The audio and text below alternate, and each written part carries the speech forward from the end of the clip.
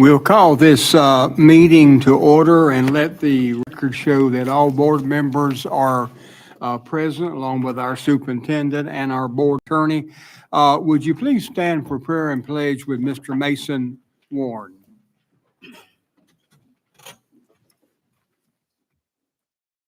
Pledge allegiance To the flag of the United States of America and to the republic for which it stands, one nation, under God, indivisible, with liberty and justice for all.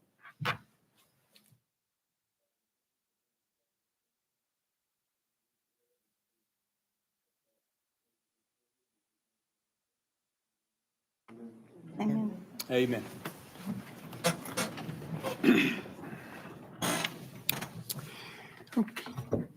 Okay, thank you. As we move forward, it's time for us the adoption of our agenda and make note that there has been an added purchase order 4.01 number 6 to the agenda. We have a motion. Motion. All right, Ms. Carlton makes the motion for adopt the agenda. Do we have a second? Ms. Mathis seconds that.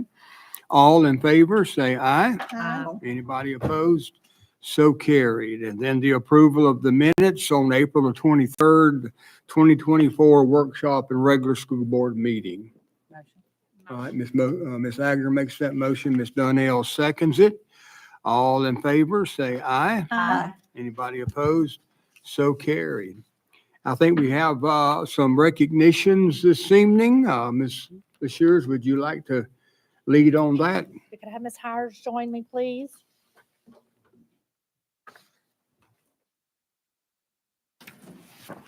First recognition is going to be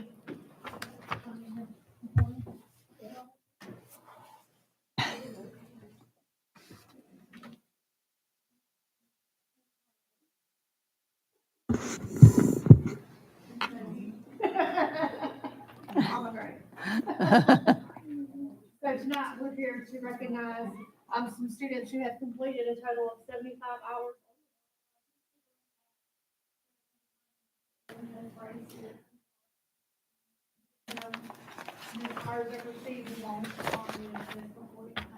So, without further ado, y'all want to help me? Medal them and pin them and. Need a pin, that would be dangerous.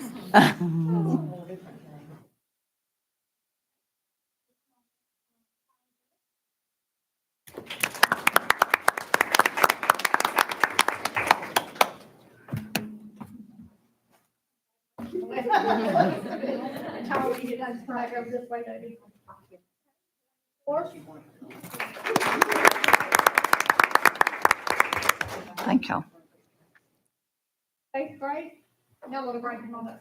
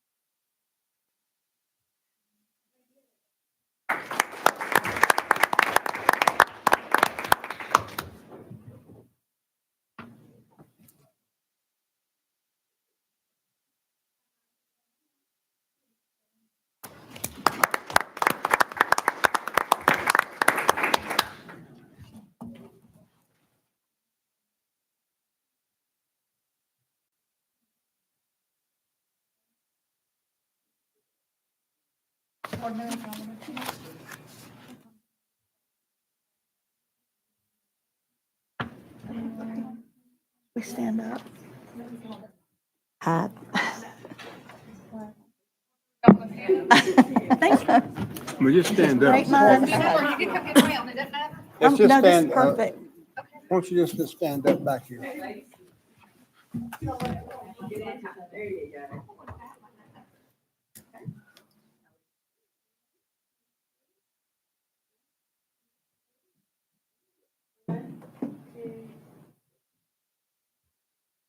Congratulations. Thank y'all. Thank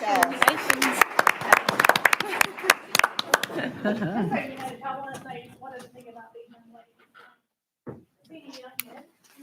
That's okay. A long time ago, when I used to be at the high school, and we had to add a program, part of that program was we asked for students to come over to and mentor other younger students. I had one student who would do that. So this is a huge improvement. So thank y'all because I know that, you learned a lot. How many of y'all want to keep it down? Right. Okay, we're glad. We appreciate y'all.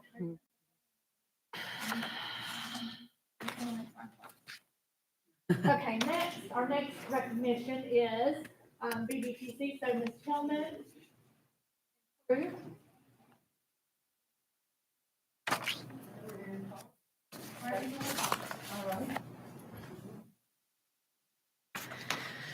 So if you'll remember, we were back here in February, and we promised you, or at least we hoped, that we would be back here in April or May to recognize our competitors from our state conference in April.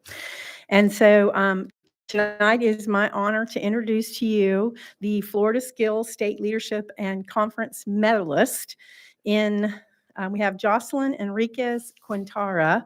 She placed gold in basic healthcare skills high school division. She'll be representing us at the national conference. We have Trenton Buckley, gold medal, job skills demonstration open high school division. Austin Pridgeon, bronze medal, medical terminology, post-secondary. Samantha Bratcher, Madison Lewis, Tristan Rector, who are gold medalists in the Occupational Health and Safety Multiple High School division. They'll be competing at the national level, and we'll also add Brent Neal to that team to participate in Atlanta in June. We have Samuel Kurtz, who is our gold medal winner in post-secondary. Young man had a lot of pressure on him. We've never not won this contest since we started competing 5 years ago. So he had a lot of pressure to win. We have Mason Warren, who placed as a silver medalist in post-secondary. Justin Touchton, who is a gold medalist on the high school division and will competing at nationals. We have Brandon Alvarado, Blaze Roberts, Dawson Stacy, who are bronze medalists in our welding fabrication competition. And then Ethan Holden, who is a silver medal winner in the welding sculpture high school division. These gold medalists will be competing in Atlanta, June 24th through the 28th. We do have a fundraiser. We're raffling off a side of pig. It's one of our students that was, pig didn't make it at the fair from the middle school. We purchased that pig, and we're raffling a side of pork off as a fundraiser to send our students to nationals. I also want to say and make sure that you know that we invite you again to Awards Day Thursday on at 9 o'clock. Thursday the 9th at 11 o'clock. PN pinning is the 20th at 6 o'clock. Graduation is the 23rd at 7 o'clock. And for us, this is our Happy Teacher Appreciation Week. So I wish all my faculty and staff here a Happy Appreciation Week. We appreciate all that you do.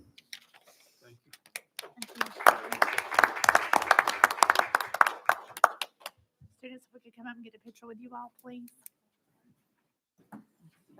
Coming up. I was wondering. Congratulations. Yes, guys. congratulations, all of everyone. Y'all want to stand up? Congratulations. Ladies, Mhm. ladies. That's fun. Sorry. See you behind them, you might want to come around the front. You can't see us? Come on, man. No, I said I couldn't see. They're taller than this. I think Oh, I'm you trade want us places. to I go don't back have up to there? get up. Down here this time. The boys are taller. You would be hiding. There you go. Find it. Thank you, Sarah. All right. There you go.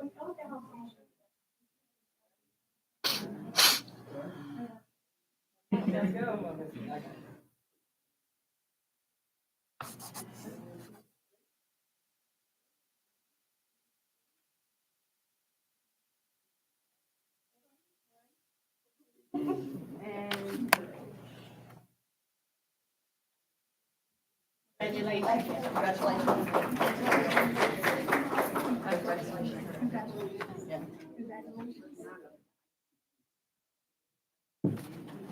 feel so short in my chair today.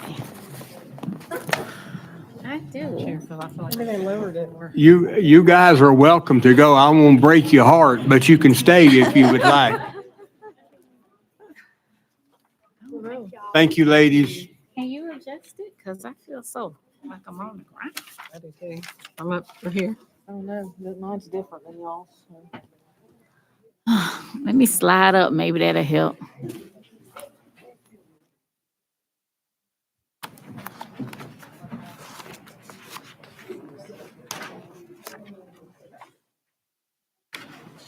And musical chairs.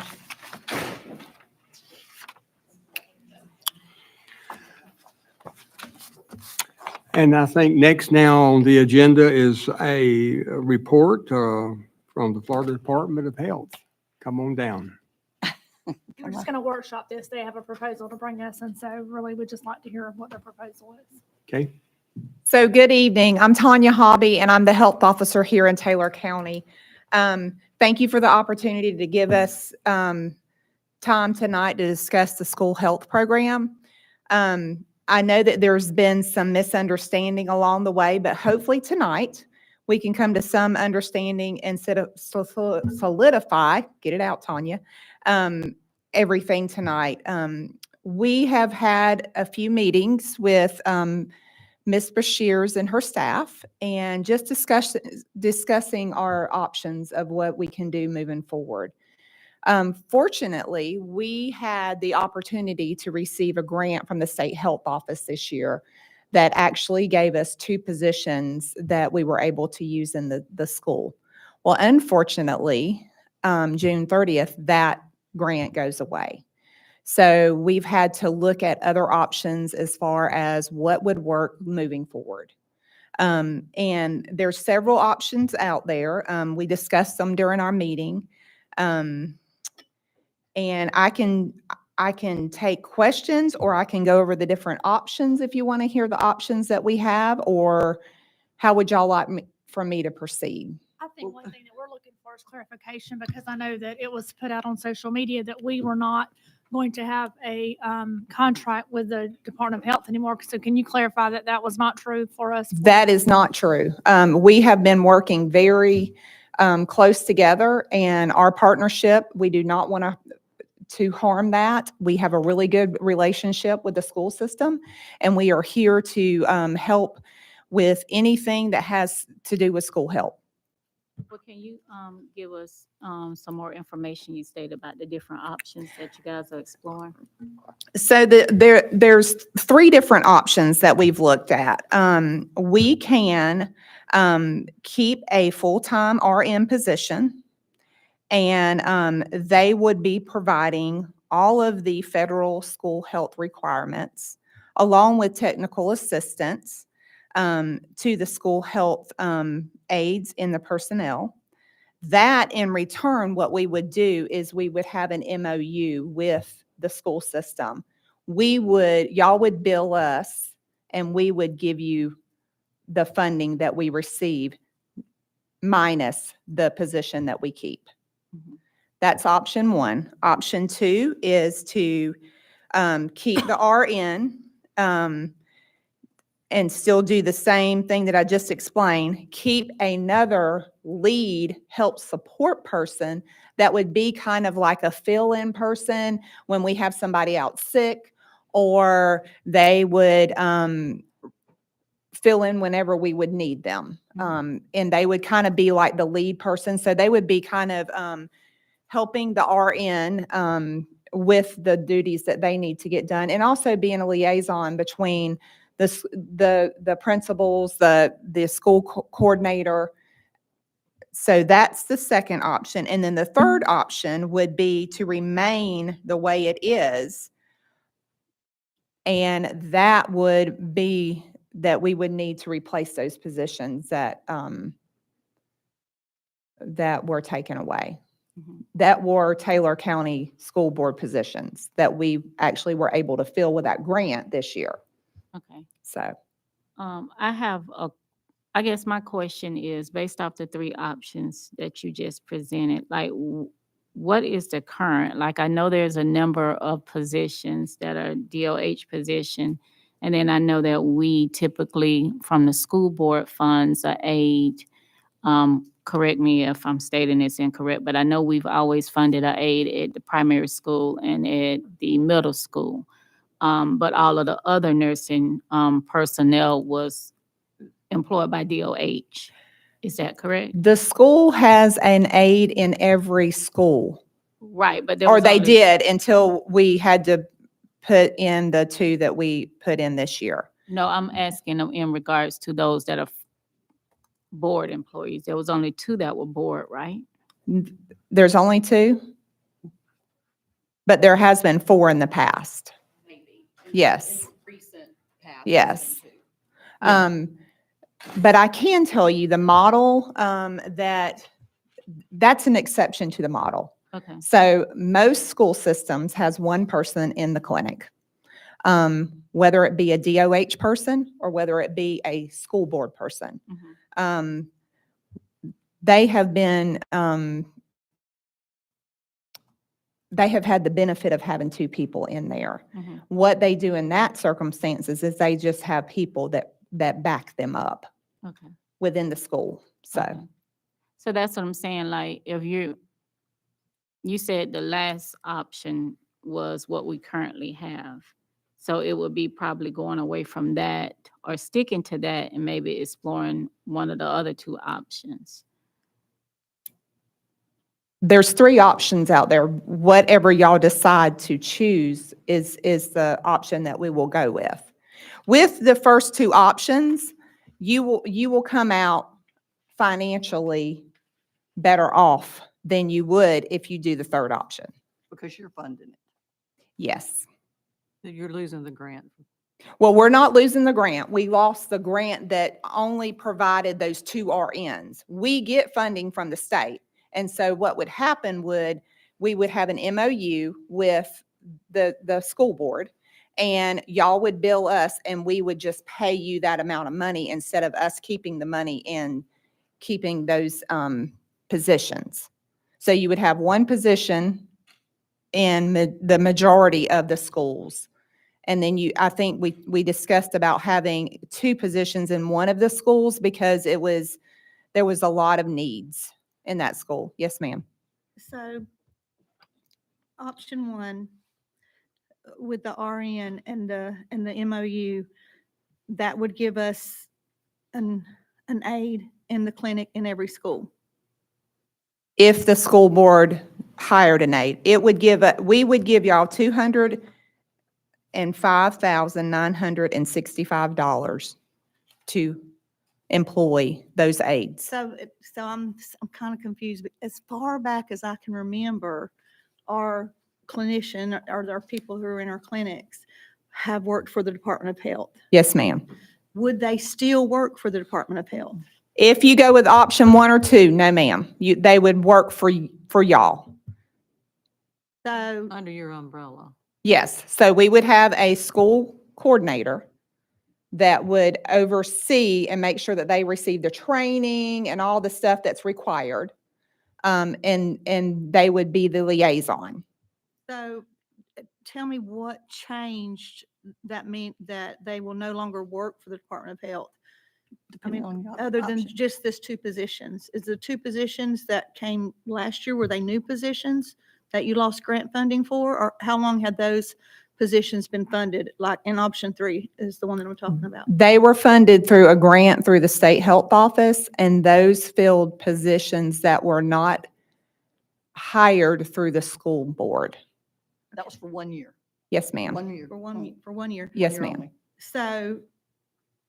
So if we were okay without those two positions in previous years and everything, why would we not, because everything went well, why would we not revert back to where we were before those two positions came in? With the Department of Health overseeing as things have been? Because there was a position prior to last year that the school board had to fund. Okay. so And there we was- have made some changes within our own structure too, because we did have Katie, not Katie, Jordan, that was our school health coordinator. And because we were already negative and going to have to ask for additional funding from the school board to house these people, we done away with that position. And so now our director of nursing is overseeing not only director of nursing at the medical facility, but she's overseeing school health too, with the help of Katie. Can I ask a question real quick? I got one more. Wait a minute and I'll give it to you. So is there in existence anywhere a staffing formula for our clinics, what we need to have in there? Any recommendation from the state? I Or- think you yield to Ashley on that. Well, I was just gonna say, just kind of some things that were discussed, and Tanya helped me make sure that I'm understanding it right. So option one would mean that, so just a breakdown of the funding, the health department gets from the state for school health, it's approximately $285,000. If you take out what they would need to fund for an RN with, salary benefits, it's around, I'm rounding, $80,000. So that would come off of that money. The remainder of that money would then flow through via the MOU to the district. So the district would be getting approximately, I'm rounding here, $200,000 for school health funding via the health department through this MOU. Currently, the district employs 2 clinic aides that we employ. So we talked about how have these been staffed in the past, the needs at those schools. Some schools can get by with 1. Some schools are very needy. There's a lot of children that need medication, medically needy. And those, we talked about, we had in-depth conversations about those specific schools and what we would feel like would need to go back, in those clinics to handle the volume that they have to deal with. So if we, with option one's model with just an RN and then the district hiring, staffing those clinics, let me back up a little bit. An LPN. On the current agreement, the district sends the Department of Health with the current agreement. They have those people in the clinic, they have the RN, they had an LPN, and we had 2 aides. We did not get money from the health department. We sent them money to help cover those services because they had additional people in the clinic. So it costed the district to the health department approximately $55,000. That's the Mhm. money we paid them per year, plus the salaries for the 2 clinic aides. So it cost the district about $115,000. Okay. So then we talked about how can we best utilize this funding and get more people into the clinics. And so option one would mean the RN, and that salary would come off of the state health funding. And then they would push the remainder of that funding to the district. And then it would be the district's responsibility to hire additional aides to go into the clinics. Option two would mean the RN salary, and they're employed by Department of Health. And then we had talked about, we're not sure about those supervisory things like for health. We're not familiar with that. We're not in the business of, school health. And so we talked about having LPN, which would be like the fill-in, the lead, the whatever, then that would also, come off of that funding. And so the funding would still push through to us to help cover the cost of, those clinic aides that we have to hire. Or option three is just back to where we currently are, but we're still going to be down 2 aides from their side because that was grant funded. Can I ask a question real quick? So you stated the bulk of the funding was coming from DOH. We was only taking care of 2 aides and then some additional funding that we started having to provide. Cost us $115 So why was we having to provide the 55? to help cover. Why though? That's what I'm asking. Because we don't have enough funding to provide those aides in the clinic. So do we get funding for school health? The funding goes to you guys, and then you guys work with us to provide those services to our Yes, district? ma'am. Okay, so now you're looking at changing what we've been doing. So what, can I ask, why is the interest far as option number 1, where you wanting, because I'm looking at the 3 option. I know what the third option is what we're currently doing, but why is there an interest to change from what we're doing? Because I think school systems are moving towards this. We have 11 in the state of Florida that's already that way. Okay, And I think that it's time to look at your model and, and look at the surrounding counties and see where we can do a better job. okay, and what is that model? Can you say it again? Because I It- didn't quite I can understand the tell first you, the option. surrounding counties have Okay. one person in every clinic. Only one, not two. So is that a aide, LPN, RN? It's an aide. It's an aide, okay. Because I've actually worked in the district before, and I've worked in the elementary school, and in that school, it was just an aide. Mhm. However, like you say, there was like a professional with higher credentials that would, I guess, be assigned to so many schools. However, I do know anytime that aide was out, the school and the principal was responsible for putting somebody in there, and that's harder than finding a sub. So I do know we need somebody. But I guess my concern is if we go down to one and that individual is out, who's gonna cover them?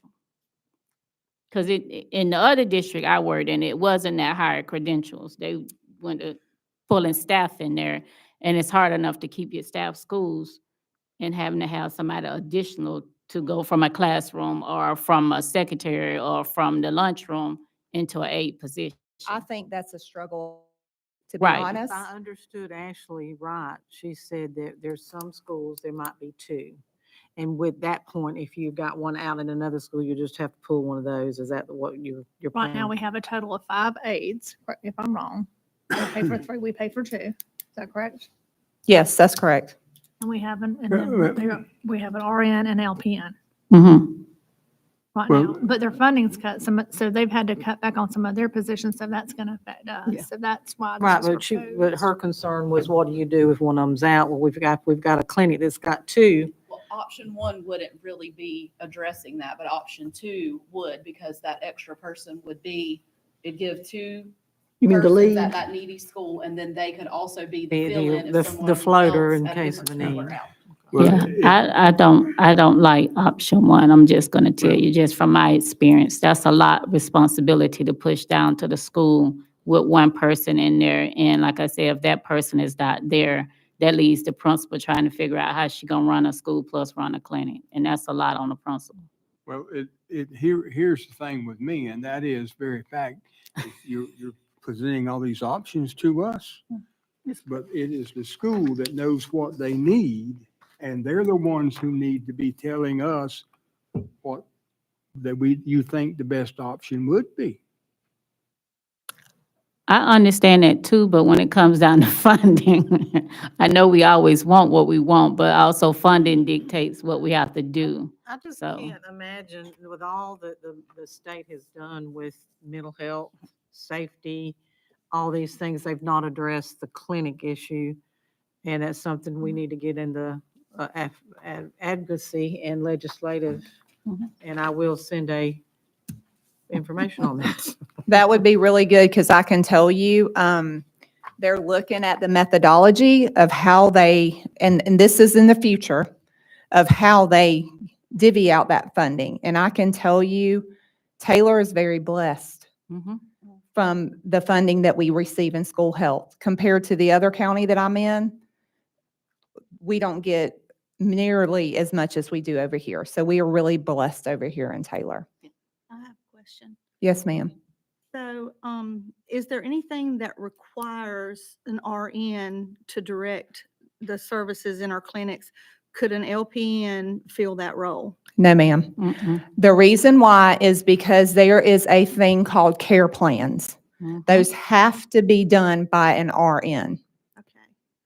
So we have, and like Pastor Lundy said, we really do need to hear from the schools what they need, our administrators and our staff, what they think they need. But if we had 5 aides, currently have 5 aides, an LPN and an RN. Is that what we have now without any cuts? That is what we have now, but Jeannie, option two, if we're back to what we kind of originally, the ideas we bounced around, they would actually have an additional person, so there'd be 8. Okay, So there'd be 2 at our elementary, 2 persons in each clinic at our, at K-5. Each school. And then 1 at Steenhatchee, which is what they currently have. 2 at the middle school and 1 at the high school. So there would So be, that's more than 5 aides though. You said you're Total not gonna have an aide. LPN, there'd be an RN and then an LPN. And then part-time. everybody else would be aides. Yeah. So Is there's an additional person in total Option two. with option 2.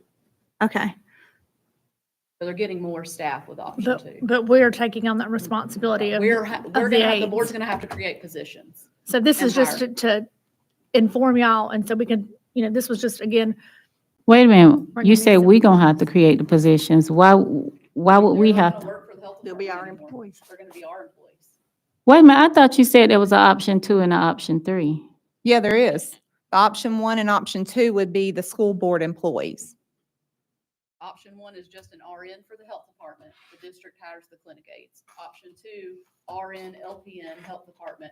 The district hires the clinic aides. Option 3 is as is. So option 2 leaves the higher credentials coming from you, and then it would be just us doing the aides. But we have to create positions If because we we- don't currently Right. have positions. And if so we, every option has the RN being Yeah. employed by the health department. We would never employ, and we don't employ. an if RN. we leave it like it is, how much is it gonna cost us? Well, it currently costs the district with the current contract 115, but Tanya's stating that that funding is not currently enough to cover what Those they're positions. providing. So next year it would look at It would be an additional position, yes. as is. But going forward, How much of additional, do we know? I mean, that would be something she would have to let me know. Like if we leave it as is, I Yeah. don't know. That's. Just curious what this is gonna cost us, but if we leave it as is, the employment is under the health department. But it's not a position That's for a position. savings in itself because you're not a district employee with district benefits. It costs more for a state employee's benefit. But that's on them at that But point. they're gonna bill us for it. That's the reason I'm asking what the difference is. Can you give us that? I don't have it right offhand. I can tell you that, I did run numbers for a health support person. And it is, let's see, do I have it?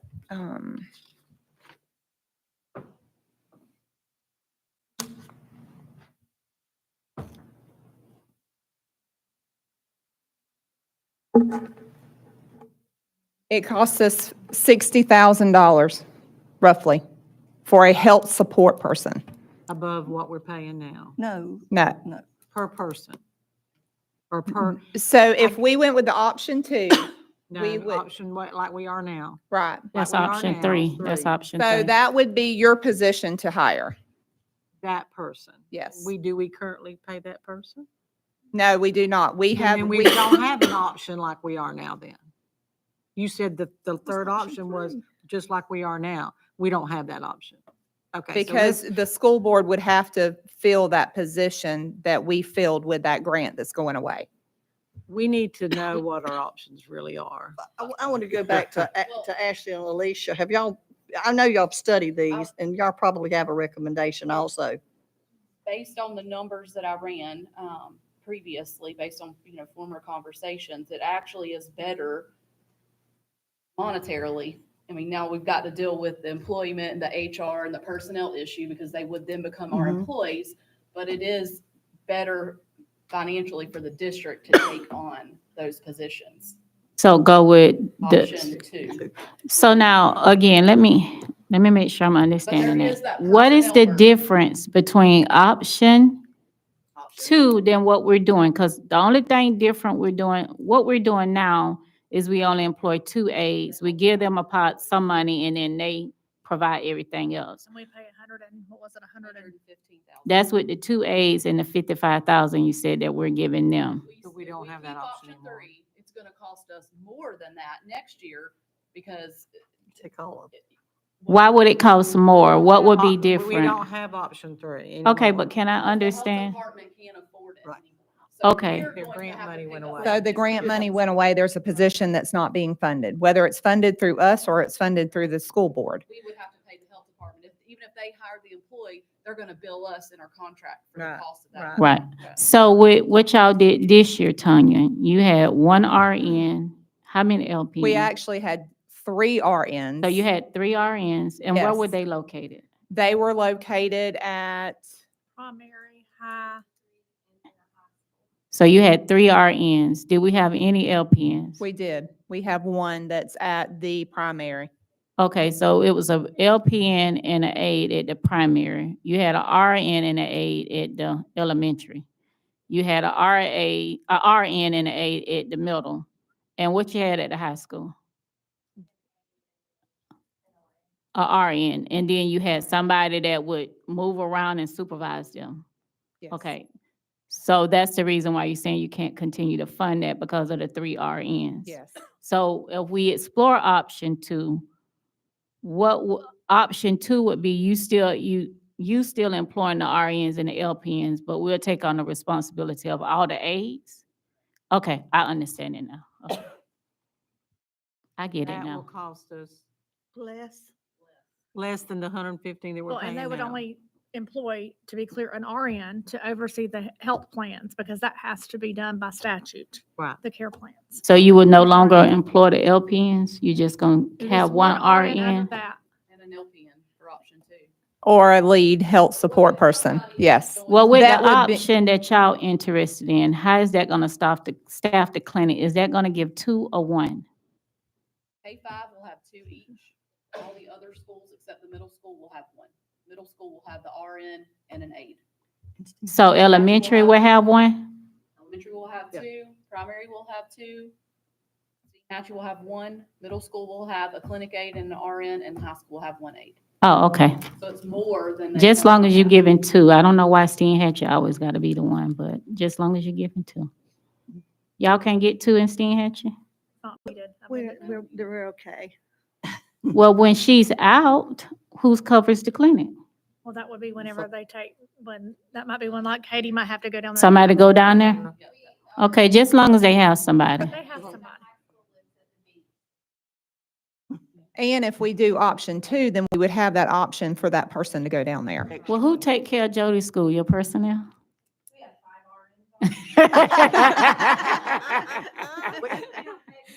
Hey, we're gonna be pulling them.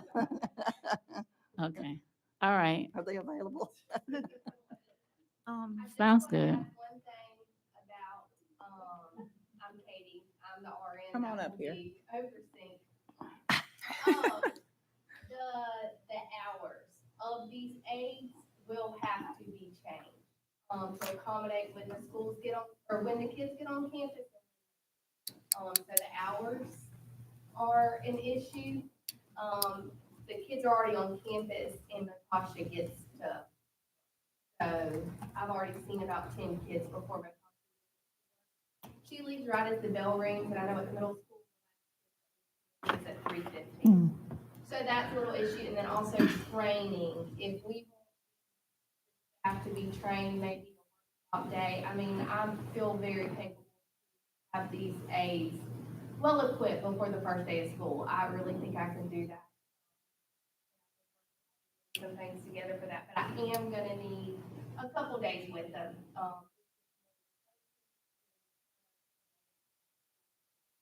Is that something that can occur whenever the teachers come back?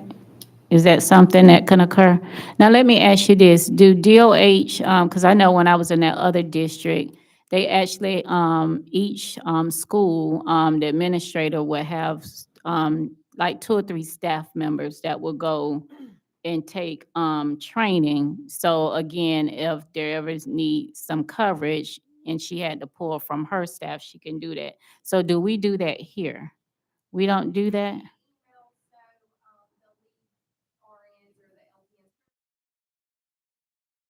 Would email the principal. Do we ever get a response? No. I know at the middle school, James and I train them. They rarely have to fill in because there are 2 of us there, but they have before, but they are trained and they understand. Okay, so we do that, okay. At least one, just in case something happens, you know. But like I said, I can, even if they're not, you know, have a medical background, I feel comfortable.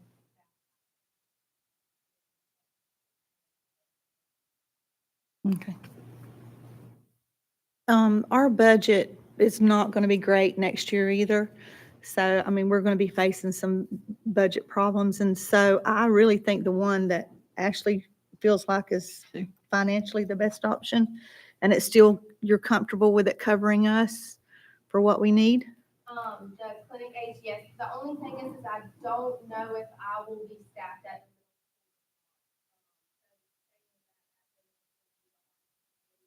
There may just be one aide there because that RN would be me. I may not be able. So, But based on your experience, it would be okay? I am worried about the middle school because we Mm-hmm, and four of them, mm-hmm. four of them, the clinic.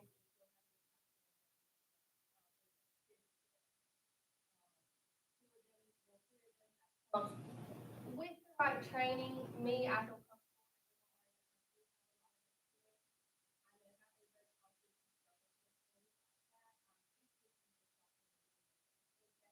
comfortable on our plate along with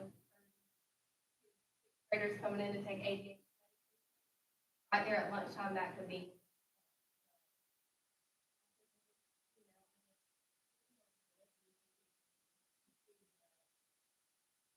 If we needed more funding, how much funding would it take to alleviate that problem?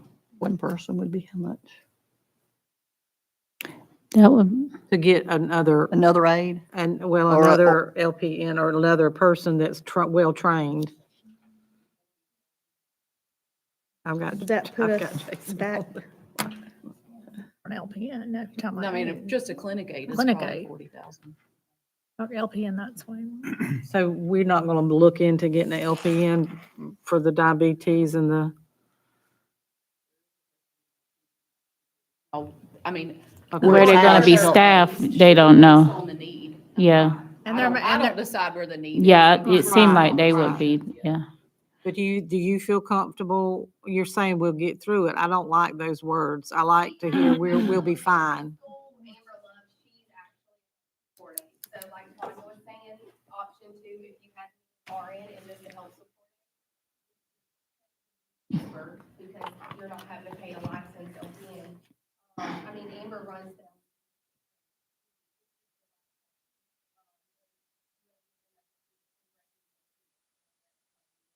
What to do if there's an emergency.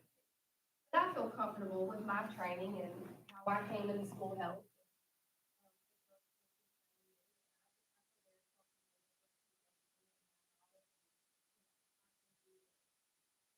In a split second, if there was ever. Okay. So, yeah, it can be worked out, yeah. I feel more comfortable with two aides at a clinic.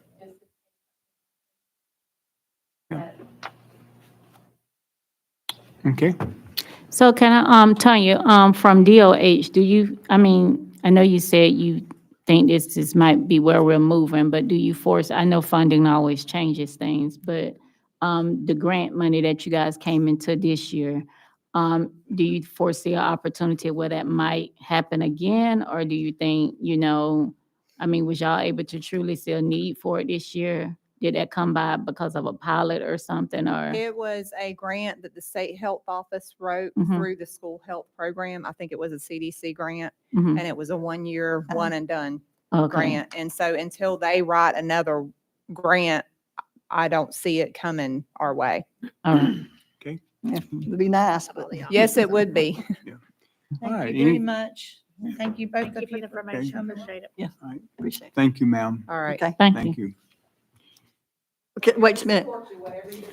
So you'll need this decision before July 1, I guess? Oh, sooner than that? Because we're doing our budgets right now. Okay. Thank y'all. Thank you. Thank you. Y'all.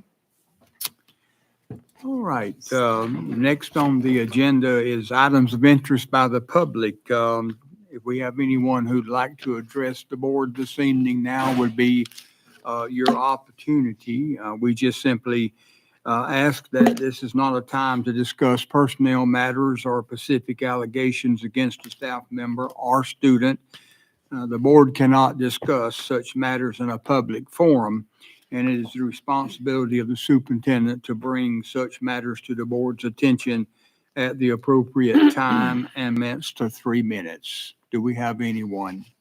I just have a question on what we were just doing. If Jody's got all these nurses and all these people out here being trained, can they not do their clinicals in our clinics? They do. They do them through our clinics? Yes. Okay, okay. All right, no one is here to address the board and from the public this evening. I want to be clear. Nurse there, they can't be there. Yeah, they can't be there with an aide. They need a nurse. They have to be supervised by a minimum of an LPN. LPN, okay. Okay. All the consent That's what items we need to were, ask for then. all the consent items were approved by the adoption of the agenda. This brings us down to the action items. First one is 12.13, establishment of position. Item number 1, Benny Blue, the food service coordinator, is requesting to establish food service positions for the summer school contingent upon enrollment. 10 food service workers for Taylor County Middle School and Taylor County Primary School. No more than 6.5 hours to be paid at the regular rate of pay beginning June the 3rd. All right, Ms. Carlton makes that motion. Second? All right, Ms. Mathis seconds it. Any other discussion? I just have a question. Will there not be summer school at the high school or the elementary school this year? Is it just, The roof repairs. They're still gonna accommodate the students. They're just having to have it.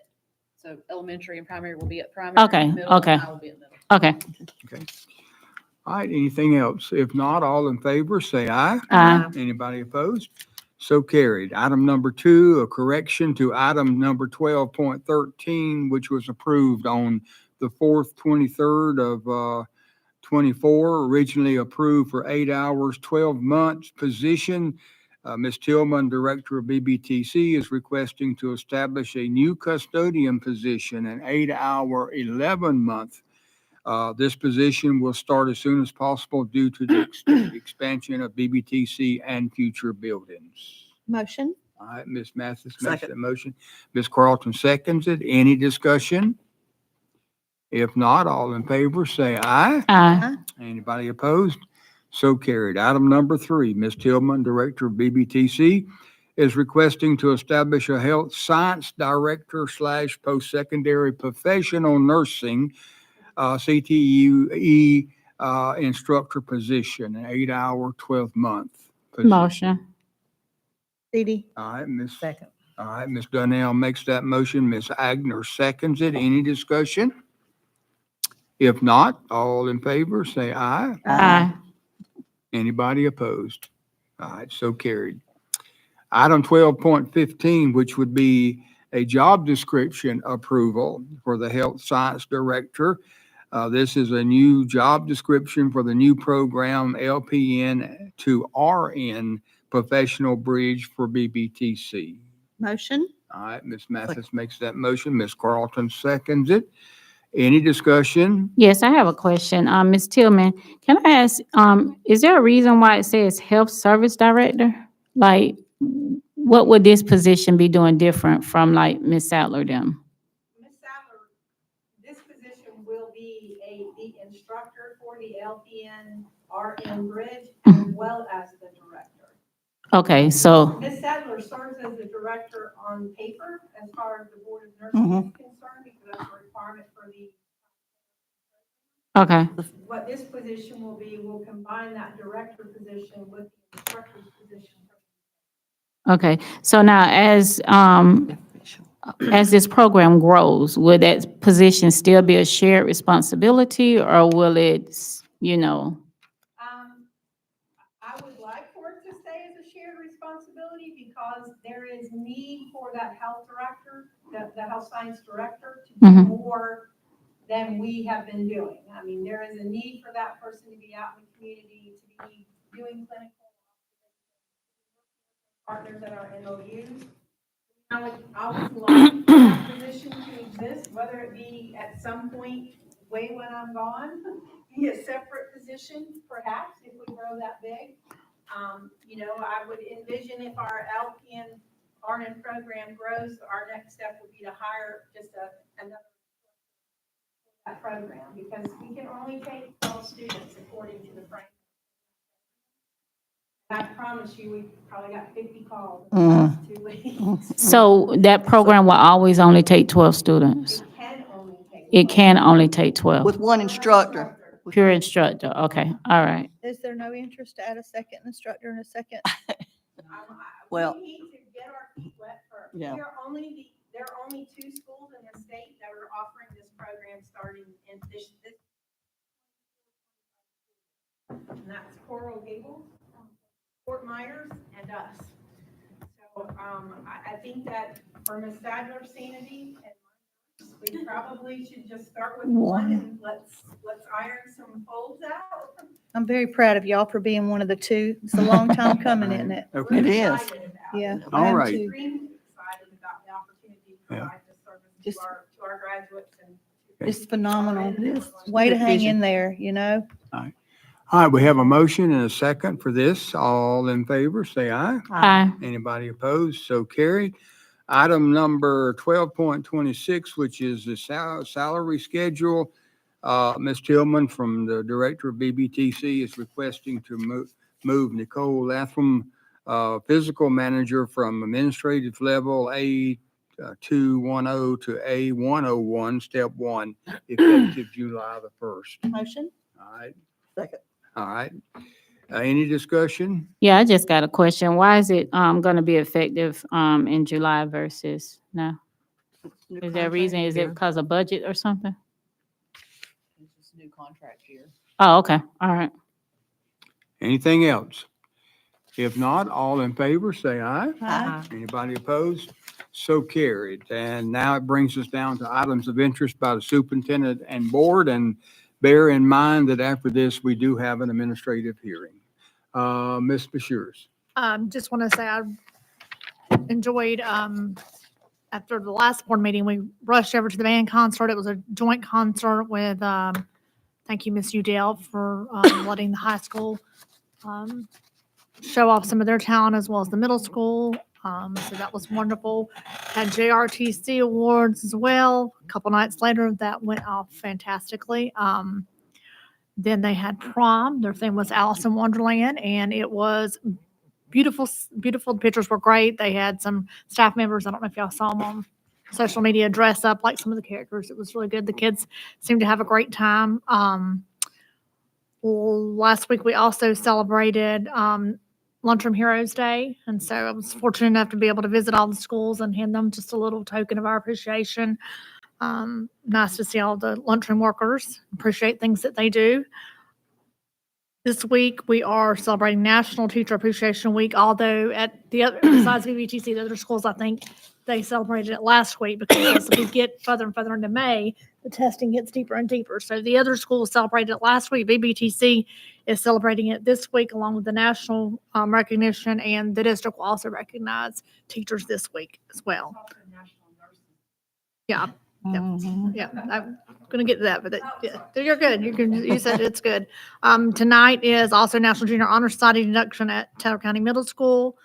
Tomorrow, if you can join us at 9:00 in the morning, at Taylor County High School, we have college signing day. As Jody mentioned earlier, Thursday will be BBTC Awards Day. May 14th, TCMS has a transition night at 5:30. That same night at 6:00, we will have senior awards night at Taylor County High School. May 15th, we have the baccalaureate program at 6 p.m. Heather, remind me what church that is at? At First Baptist. May 16th, we have our senior walk at 1 p.m. Then we'll go to the different schools. May 17th, of course, at 7 p.m. is graduation at our stadium. May 20th, we have rising ninth graders coming over to TCHS at 5:30 p.m. May 20th, that same night, we have LPN pinning at Forest Capital Hall at 6:00. May 21st, we have family engagement night and a night of transition from 4:30 to 6 at Taylor County Primary School. And then families can go over at 5:30 to Taylor County Elementary School if they have some that are going into that grade. Then on May 23rd, of course, we have our grand finale, Taylor County High School graduation at 7 p.m. TTI. And that's, Wasn't that TTI instead of? well, this is what we have up until the next board meeting.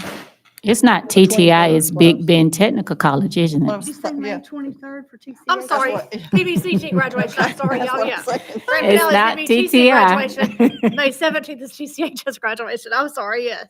I was trying to rattle all that off real fast. I think I got everything up until the next board meeting. All right. Okay, Okay, anything else? that's about all I got Okay, right now. all right, thank you. Ms. Ball, do you have anything? I do not, thank Do you. we need an executive session or No. anything? Okay, thank you. Ms. Donnell? As Alicia said, I enjoyed attending the, band concert, after the last school board meeting.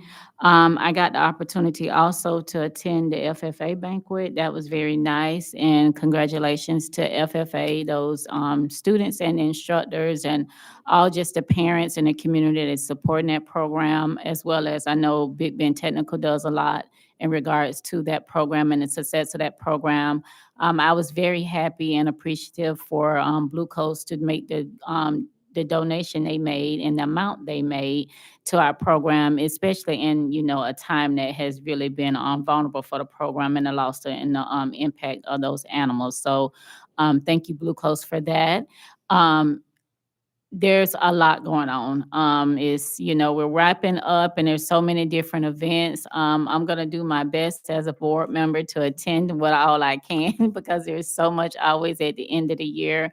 I am looking forward to the National Honor Society. My baby is getting inducted tonight, so hopefully I'll be able to get over there. I know on Thursday we have some of our dual enroll students that will be graduating from NFC, starting, graduation early as well as leading into next week. So just congratulations to everybody and just appreciative to the teachers. I enjoyed seeing the pictures last week from the different schools and the celebrations that was going on, as well as with the lunchroom heroes, as well as I think recently we had recognition of our bus drivers. So all these different appreciation events are coming in at, a good time. And I just want to appreciate all the community support we've been getting. And just again, thank everyone for all the hard work they're doing. And I just look forward to us ending this year strong and this testing season, being knocked out with a banger. So thank you to everybody. Okay, thank you, Ms. Agner. Brenda said, what Alicia said, what Deidre said, but I want to recognize the guys that were here tonight. Oh, all the yeah. Gold medal and the bronze, and such hard work, such dedication on their part, and y'all's too. But when you see young people achieving, it just makes it all worthwhile. I also want to brag on the football team and the football program. They are out there in the community. They're helping any way they can. The Optimist Club, they were there. I thought that was really cool. I'm impressed. I'm impressed with their go get 'em attitude. I think we're going to really have a lot to look forward to in that program. The students. But just tonight. just appreciate everybody being here tonight and everything that everybody's dealing with. It's a lot this time of year. But thank you so The much. mentor students, I forgot to mention which them, so one? mention them. The Uh-huh. mentor students that Oh, was recognized. that tonight, is though. amazing, the mentor students, because I hate that none of them raised their hand, said they want to be a teacher, but it's best to know now than later. Um, some people are just not cut out for certain things, Yeah. so. Okay, But other than that, that's all I have. all right, thank you, ma'am. Ms. Mathis? The thing about going forth is y'all have all already said everything I had noted to say, but so everything. But definitely the student tutors, that's an amazing program. And I think that the younger kids really enjoy it, having the big kids come in and help them. That's where the blessing comes. And the Skills USA, they're so amazing. And that program, I know you started it, Jody, and it is really turning into something that I'm enjoying watching them. And I'll watch them this year when they're in Atlanta too in June. And also the Florida Department of Health for coming and trying to help straighten us out on everything that's going on with that lot of money. I will be at BBTC's awards. I'm looking forward to it. And the FFA banquet was very sweet, and even with the sadness but the surprise, to the teacher for the money donation, that was so special for her, and top of the money that they already had. So I hope that we really get something, that our kids can feel their animals are better protected, as we go from here. But it is a fact of FFA life that those things happen, and, agriculture life. And I saw the football team was practicing when I was coming in, and I looked at my thermometer on my car. It was 85 degrees. So I said a little prayer for them when I went by there, because I knew them boys was out there sweating and everybody helping them. But they are doing a great job. And I guess that's about it for me. This is my calendar, if y'all can see it from there, for May. I'm sure y'all's all probably look about the same, but I will be seeing everybody at some point coming up. Okay, thank you, Ms. Carlton. Yes, I did get a chance to go by prom, and they did a very good job of the decorations. That really was nice. And to be able to see some of the, like I say, some of the staff, the teachers and all dressed in the period, that was great too. As mentioned, went by the band concert. I also went to the band banquet, and that was very nice the other night. The ROTC awards and the FFA banquet. So it's been a busy couple of weeks, and still going to have another busy couple of weeks. Tomorrow, I'm going over to to Chipley. There's a Panhandle regional training. I don't know if anybody else is going. It's offered by FSBA, but that's tomorrow, so I plan to go to that. Our next meeting, if you'll notice, we have the Neola board policies for the next meeting, which is May the 28th. And we said 2:00? 2:00. And I thank you again to the reading tutors, and congratulations to all of our Skills USA champions. Okay, thank you. I can concur with all that's been said. To continue for us all to try to work together and do our very best. And if we do that, then good things will come forth from it. So a lot of good comments made this evening. All right, this moves us down to the administrative hearing, 32.01. And so I will, at this time, turn it over to Ms. Ball. Okay, Ms. Bolden, is that you? Okay, would you like to come to the podium, or would you like to be seated? Okay, so just for the record, Ms. Bolden, you're here This is a public on the hearing. basis of your appeal of the disposition by the superintendent regarding your dismissal from the BBTC nursing program. And I understand that you were offered an opportunity to have this hearing as a closed hearing, but you instead opted for a public hearing. Is that right? Yes. Okay. All right. And so just so you understand, this is not an opportunity for debate. You will have an opportunity to state why you believe that the superintendent's disposition, upholding the dismissal, is incorrect or inappropriate. And the board may have some questions of you. Then the board may have some questions of the district personnel in regard to anything you might have said. Okay. And for the record, there is a document that the board was provided today. It's numbered at the bottom. There's 64 pages. It's all of the documents relative to this case before you tonight. There were some omissions in what was included in board docs. That was just discovered late this afternoon. So Ms. Dodemy did upload all of that and provide you those written copies today. Okay. All right, so Ms. Bolden, you can start if you'd like to just tell the board why you believe that your dismissal was incorrect. Okay, for one, when I was first given a letter on the 9th, it was with a suspension and a dismissal. Per the Florida Board of Education, I should have been given a 5-day notice of suspension. I was never given that. When I did receive a notice, it was of this suspension and dismissal together. Also, when my charges were dropped in 2 days after speaking with Ms. Tillman,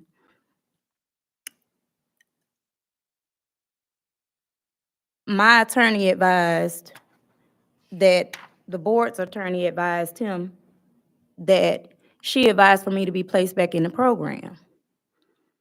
So with that being said, the discriminatory practices and retaliatory practices, it was a letter sent to a clinical site. If you give us handbooks and it states in those handbooks X, Y, Z, it's appropriate for us to follow them, but they wasn't followed by the superintendent, well, the director, because it states in there that the clinical site should be, the CEO of the clinical site should be made to make that decision for me not to be able to come to the clinical site to do my clinical rotations. But they weren't given that opportunity. They were told not to let me back on the premises. So therefore, that was discriminatory and it didn't go by the guidelines, the handbook that I was given.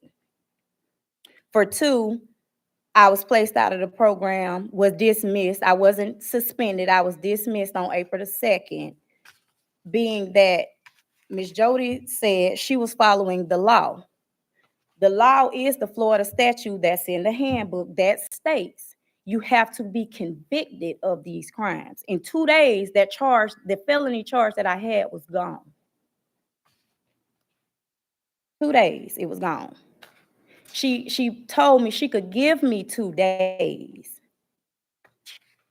but this wouldn't be handled, which it was, and it wasn't me handling it. God did.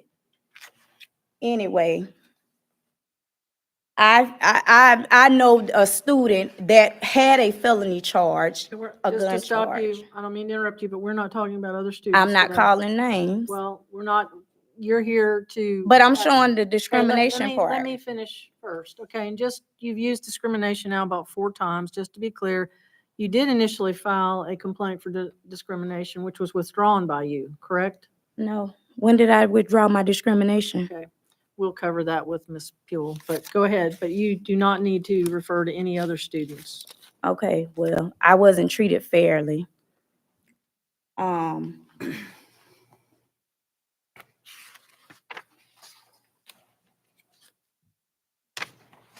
Anyway.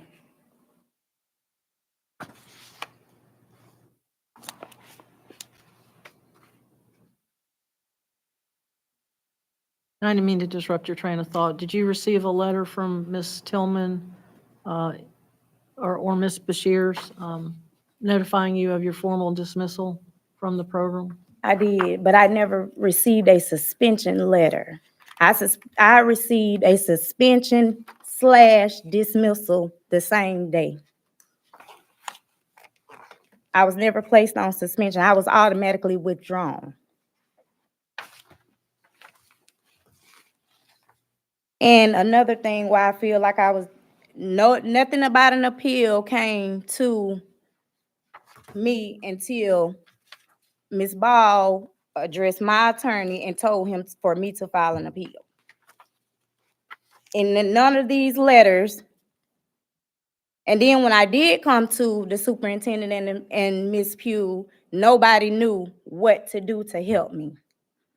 That's the first thing they said, oh, we never dealt with this. So my concern is for the occupational student body at Big Bend. It's all you hear is, all we deal with is K through 12. But what about us that go to Big Bend? The discrimination comes in with this. Ms. Pugh gave me the discrimination thing and harassment. So when I spoke to Ms. Bashir's, it clearly states in here, if I file something stating discrimination and that I've been retaliated against, the person that I am filing that complaint against should not have any say-so in whatever I take to the superintendent. It's in here. But Ms. Bashir told me she talked to Ms. Jody, but my complaint was against Ms. Jody. So why was she still able to have anything to do with my complaint? Because technically Ms. Sadler is the program director. Not once did they reach out to me. That's why I reached out to Ms. Bashir's. When I sent my forms in, I took a copy to the school. Miss Tillman never reached out to me since April the 2nd. She treated me like I was never a student. Never.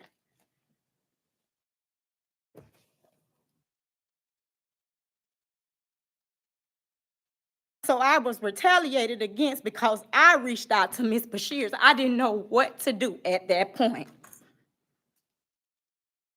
I followed the chain. I still do. I'm still not awarded. It's just you're automatically dismissed.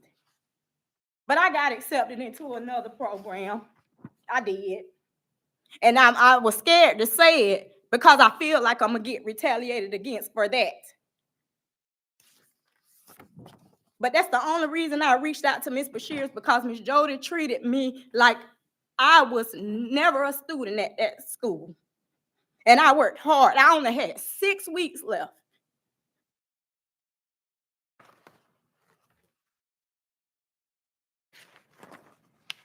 Okay, so ma'am, would you state what the relief is that you are requesting by filing this appeal? The relief that I'm requesting is I feel like I should have been placed back in that program. But also is this, students that go to Big Bend, we don't have any rights there. Anything that Ms. Tillman says, that's what goes. If we come here to the district, is still what Ms. Jody says. It seems like it's only about the grades K through 12. It's not about the occupational student body. So nobody knows what goes on down there. It's like we don't matter. And it's not fair. If people get their financial aid and go to workforce and they pay to do these programs, we still should have the same rights as K through 12 grades. And ma'am, what right do you believe that you were not afforded that would have been afforded to you if you were K-12? With K through 12, they get suspension letters, right? Their parents get suspension letters. I was never given that. I was automatically withdrawn from my program the same day. I never was suspended. The letter speak for itself. It got suspension/dismissal. They don't have nothing in writing that they presented to me that says that I was suspended at first. Okay, and ma'am, how would that, and I'm trying to understand your position. So had you received a letter saying you were suspended? And dismissed, all in one letter. Understood, but if you said that you had received a suspension letter, which you say is deficient, that the school didn't do that, what would have been different about the protocol followed, or what Because if I would have rights been, have you not been afforded? okay, so if I would have been suspended and I handled that charge in 2 days, it was gone. So that should have been under the suspension. Okay, and just to clarify, the charge was not dismissed, correct? The charge is The still, charge is gone. the charge was reduced to a misdemeanor and transferred to It county was, court. it was. Okay, so it's But not been it's dismissed. it ain't been dismissed, but it ain't no felony no more. That's Okay, I'm clarifying, ma'am. You Yes, said it it's was not a gone. I felony. just want, It's not a there's no felony. felony, it's a pending misdemeanor, correct? Yes. Okay. that would not stop me from getting in the nurse, for me being in the nursing program. And the letter also stated that I was ineligible, but not once. Once I got that cleared through ACA, I had to figure these things out myself because my director wouldn't reach out to me. When they sent that email to Lafayette, I reached out to my boss. That's with Reliant. That's an equity inside of that facility, an entity, excuse me. Anyway, he said I wasn't eligible. He sent me the same form that they have, that they deemed me not eligible to complete my clinical rotation. But on the 8th, I sent Ms. Bashir's a clear eligible statement, a clear eligible background with ACA that I was able to clear a level 2 background.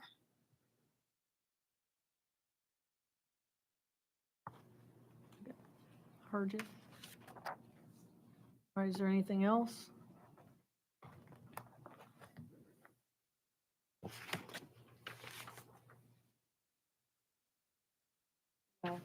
Okay.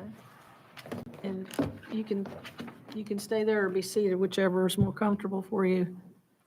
Okay, and just to clarify the record, I spoke with Trey Howard on the 5th of April regarding this matter. Mr. Howard asked me if there was any recourse available to his client, Ms. Bolden, and I referred him to the BBTC handbook and the practical nursing handbook, which provides for the complaint procedure that this young lady has undertaken. So I just wanted to clarify, if Mr. Howard told her that I advised her to do anything, that is incorrect.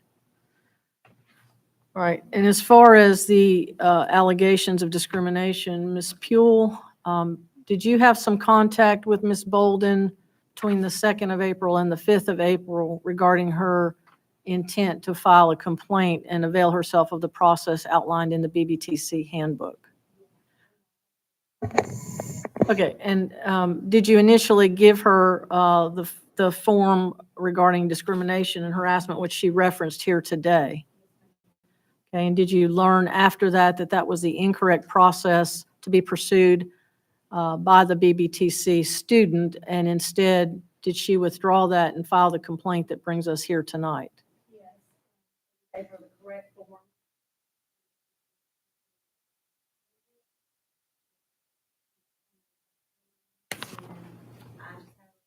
On the first form that we did, that was the incorrect.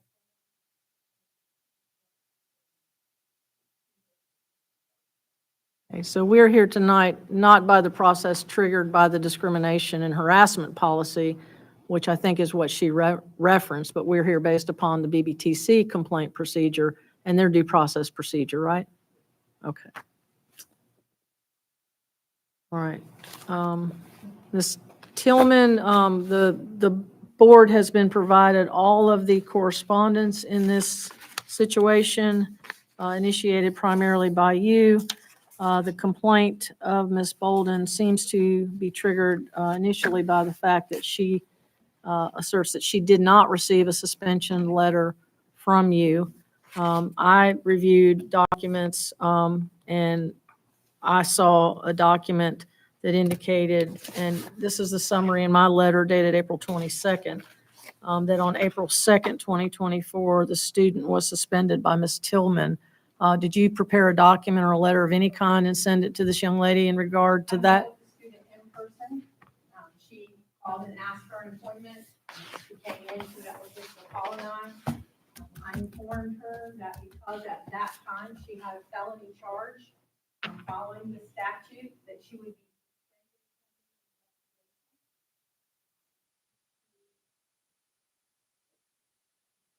Ms. Bolden? I would not let this lady lie on me. Okay. So let's continue. Can we finish? So you're saying that you did provide her with a notice that she was suspended? Was it in writing? I don't believe we put it in writing. We met with her in person. Statute, we reviewed it.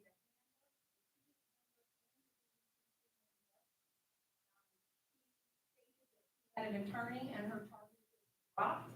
We informed her that if she would let us know that, you know, it's a time-sensitive situation because there are hours that have to be in a lockstep program. We don't have the option of suspending someone and sending them to an alternative school. And that, it would also depend on clinical sites, because we had received a notice that morning from. Okay, stop. I'm gonna stop you right there. Let's go step by step. As to her assertion about the suspension, that was a point of contention that she brought up. So there was no notice. The statute does, she is correct, the statute does require that there be a hearing. Was any hearing offered to her at that point in We time? told her, well, we didn't really have a chance to tell her that if she didn't agree with us, got up and threw her ID on my.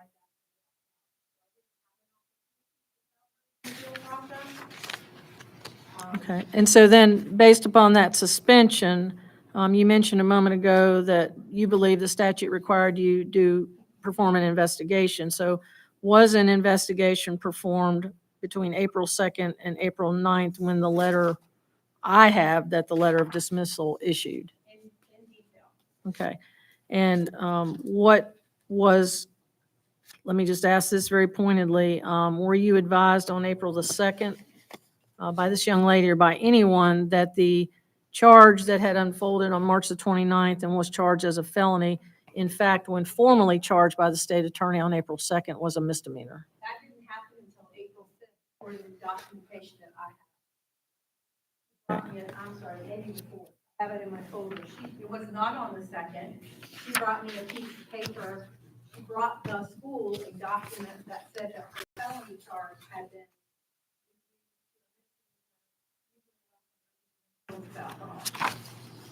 That did not happen on the 2nd. Okay, well, if we take your date of April the 5th, was that document provided to you by Ms. Bolden? Yes, she dropped it by my school. She emailed it to you and I and Lisa and Pinky and Danielle. Okay, and that predated the dismissal from the program? That was after, that was after the fact that she was suspended because of her felony. That letter, we suspended her on the 2nd due to her felony charge. My interpretation of the statute. She did not provide a document that said she did not have a felony charge. Okay, and at no point in that process, based upon your review of the statute, was there any hearing provided to her? Other than we met with her to have a discussion. No, there was no formal hearing held. Okay. We tried to, we also discussed with her that day, when I was telling you, regarding clinicals, that we are in a situation that we are at the mercy of clinical permission property to perform that with her, and that's what we are investigating, because earlier in that day, we had received a letter from DMH not perform clinicals at their site. Okay, that was earlier on On April the 2nd. Before she came and met with Ms. McCall and I. Okay, so as of April the 5th, when you learned that the charge, the formal charge initiated by the state attorney was a misdemeanor, you had received communication from one clinical provider, that being the local DMH, correct? Yes. Okay, And and to so- clarify, that letter came from the human resource director, directed by the superintendent.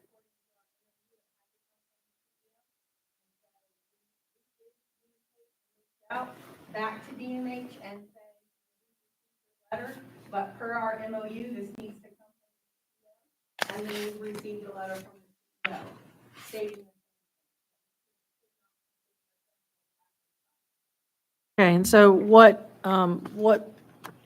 was conducted by way of an investigation from April the 2nd, when you initiated the suspension, to the point at which let me narrow the scope. Okay. April the 2nd to, I was made aware that letters were sent out April the 5th to other clinical providers. Is that correct? It is. So what occurred in that 3 days, other than the information about the charge being reduced? What else was considered as part of your investigation to trigger that action? I reached out, I had Danielle reach out to the other clinical sites that were left in the students' rotation, because I felt that it was our obligation to notify them. We are the ones who do background checks on these students, and so we are the ones who notify when they're going to left. Sites don't have that. We do 20 sites that would cost $1,000 to have students go through background. And do you routinely notify your third-party clinical providers of any misdemeanors? I did, Of- I did not report that there was a felony charge of that student. That wasn't my question. My question is, do you routinely notify clinical providers who are part of these MOUs if a student has a background history which reveals a misdemeanor, or they are charged with a misdemeanor during the progression of your program? In my 10 years, happened one other time. Okay. All right. I'm sorry, 7 Okay, and so the relief that was requested by this young lady this evening was reinstatement to the program. And just for the record, you and I and Ms. Bashirs met before the disposition by Ms. Bashirs on April the 26th. And at that juncture, from what had happened on March the 29th and the progression of this case, when we met on the 26th, was there any possibility of this student finishing either clinicals or the coursework as required by the program and the timeliness you mentioned earlier? based on the reply from the clinical site. She could not perform clinical. Okay. And that's a requirement. The student in the, Paul and I, on the very first day, asked if she could do simulation. Told her that was not possible. The statute's very clear. Hours have to be in actual clinicals versus. They had met that requirement, and so there was no option for us to allow her to finish her. Okay, so on April the 26th, when Ms. Bashirs rendered her disposition that upheld your dismissal of this student from the program, there was absolutely no way that this student could have been reinstated to that program, in your opinion? No. Okay. Because she could not complete clinicals. Okay, and was there a concession made as a result of our conference that the student was sent a disposition which indicated that the dismissal was being upheld, but that she could resume the program next year, not having to restart and complete all of the coursework again, that she could resume at the position where she was when this happened? I didn't have correspondence with her. I'm not sure. Got your letter that Yeah, indicated to her that's what that she's- if in fact her Our charges were clear, conversation. that we would revisit in the fall, allowing her to come in and complete what of hours and clinical, if in fact her charges were clear. And so although she could not have been made whole and restored, And, I'm sorry, and the clinical sites would allow her to attend this. Sorry. okay, so although on April the 26th, she could not be restored to the program based upon your understanding of the intricacies of the program and what is required, there was discussion about her returning and being able to resume conditioned upon the acceptance of the clinical providers. But at that point, there would be no obstacle from the clinical providers. Is that correct? Well, I can't speak for them. Well, you just mentioned if her criminal charges were cleared. That's what I'm basing it on. In my opinion, I can't speak for them, but if her charges were cleared and the clinical sites agreed to allow her to complete, then there was no obstacle for her to come back. And what My in, discussion with the superintendent was different than her, when a student flunks out of a program, we make them. That's not the situation here. But I can't speak for those. and what would you classify as a charge being cleared in your view as being the director? According to the Board of Nursing, it's that it has been, that this position has been Which means a conviction, correctly. a conviction or acquittal or a dismissal, right?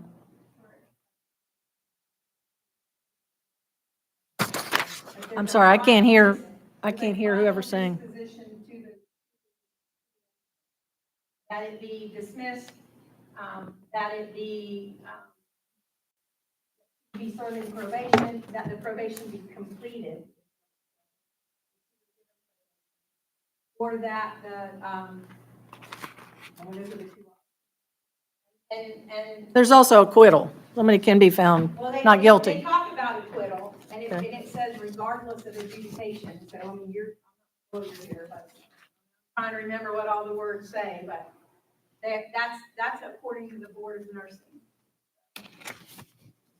And do those Board of Nursing rules dictate you as far as determining eligibility in a program? Yes, Okay. because we are,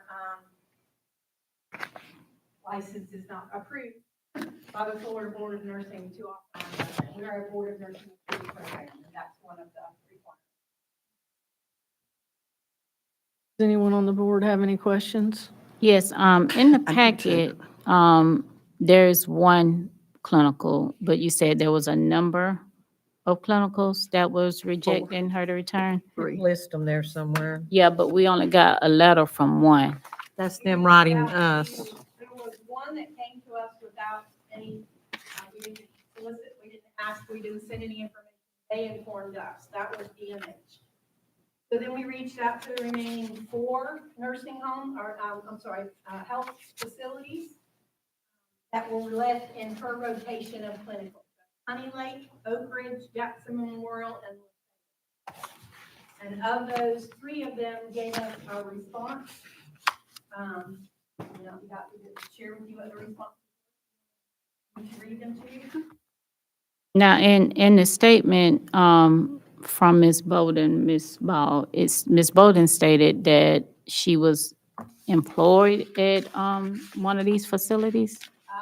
Wait. Wait, she's asking me just a second. Are you talking about her written? Yeah, in her written Okay, and statement. just for everyone, it's in the pages that are numbered from 10 through 15, They're her handwritten document. So what is your question? I'm They're sorry. My not- question is, they're not numbered, I don't think. They're numbered at the bottom. They Yeah. are.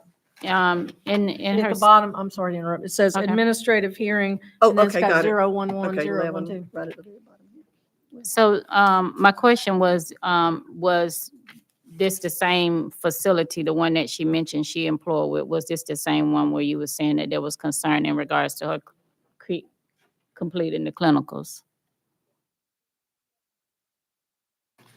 So that's what I'm saying, is that the same one that's listed in the paperwork as one of the facilities? Okay, all right.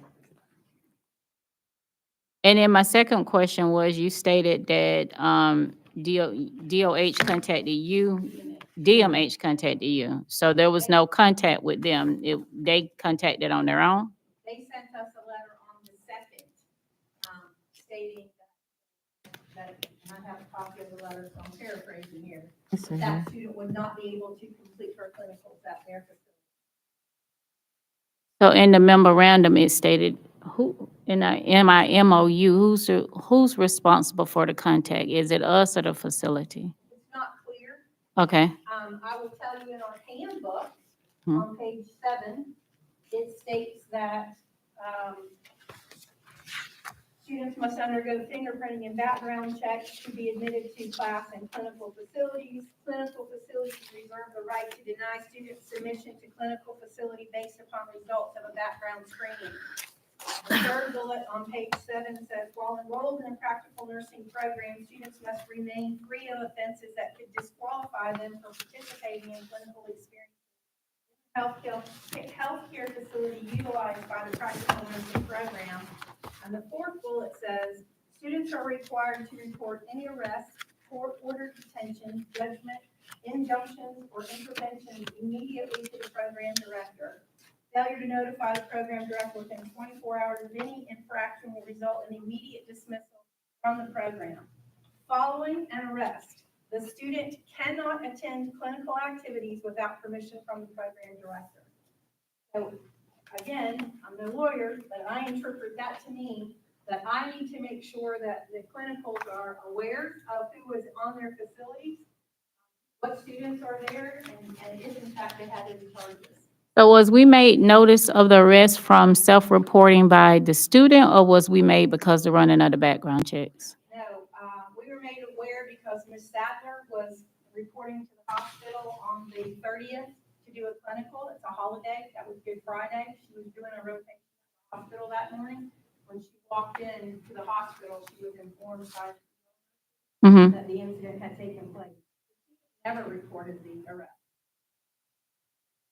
And just So for the on, just for the record, in fairness, that was not a basis of the dismissal that was It was contained. not, Okay, but I I'm just wanted that. clarifying She never did report it. so on the timeline that was in the packet, did the student just report to school or whatever, and you guys decided to meet? Like, what was the concern? Her cousin called Miss Hughes, who was a doctor. She's a night nursing student, and Miss Hughes informed her cousin that she should not report to clinical. So, there had been an investigation that we had to look into the situation. She called on Tuesday, Friday and Monday were holidays. That was, Good Friday and then the Monday after Easter. She called on Tuesday and requested a meeting with me. And she is Miss Bolden? Ms. Bolden Okay, called the thank you. school on Tuesday and requested a meeting, and we. Okay, so I was confused when you said cousin. Are you talking about someone related? Bolden's Okay, cousin, okay, okay. Miss Bolden, not to make it any more confusing, called Miss Hughes and told her that, Miss Bolden had been arrested and was in jail and would not be a clinical. Okay, all right. So was the school concerned from the standpoint of information that Ms. Sattler received, or was you concerned from information from when you met with the student? All of the above. The school was concerned because we have a student who is charged with, what I feel are very serious charges, especially in regard to nursing. Ms. Sadler had information that was shared with her. Obviously, she told me that. We did request a copy of the police report, sent a redacted copy to the school department, which is common practice for us when there's a felon charge. Had discussions with Mrs. Shears the entire time through the process. And again, major concerns when we received an letter from the site that said the student what triggered in me the thought that I should ask these other clinical sites. And referring to signs for at the beginning. So I understand, I do understand the nature of the concern, but I guess my concern was in regards to what do our policy and procedure calls in regards to whenever we become aware of situations, because just based off the packet, it does, like you said, the handbook. I mean, you got in here a grievance, but you also got in here your practical nursing handbook, and then we got statute, and it does detail a procedure. So I guess I'm just concerned in regards to, were we following the procedure, or we were just moving in regards to the concern because of contact that an employee received? And I understand that, and to be perfectly honest, this never happened before, and so we were treading new water. In the statute, at first it was K-12, but it's not, it's early learning through 20. We don't have an alternative school, we don't have an option to suspend a student to an alternative school, that's not an option for us. I am familiar with other cases where students, high school and other schools who can charge classroom. I felt like that was what we needed to do, especially because I quite frankly feel the charge was teacher nurse. But, so, I had to make decisions based on that. Fact too, that it was on the front page of the paper was a concern to me that I felt like meaning the school, because the letter came from Ms. Sadler, needed to let those clinical sites. Okay.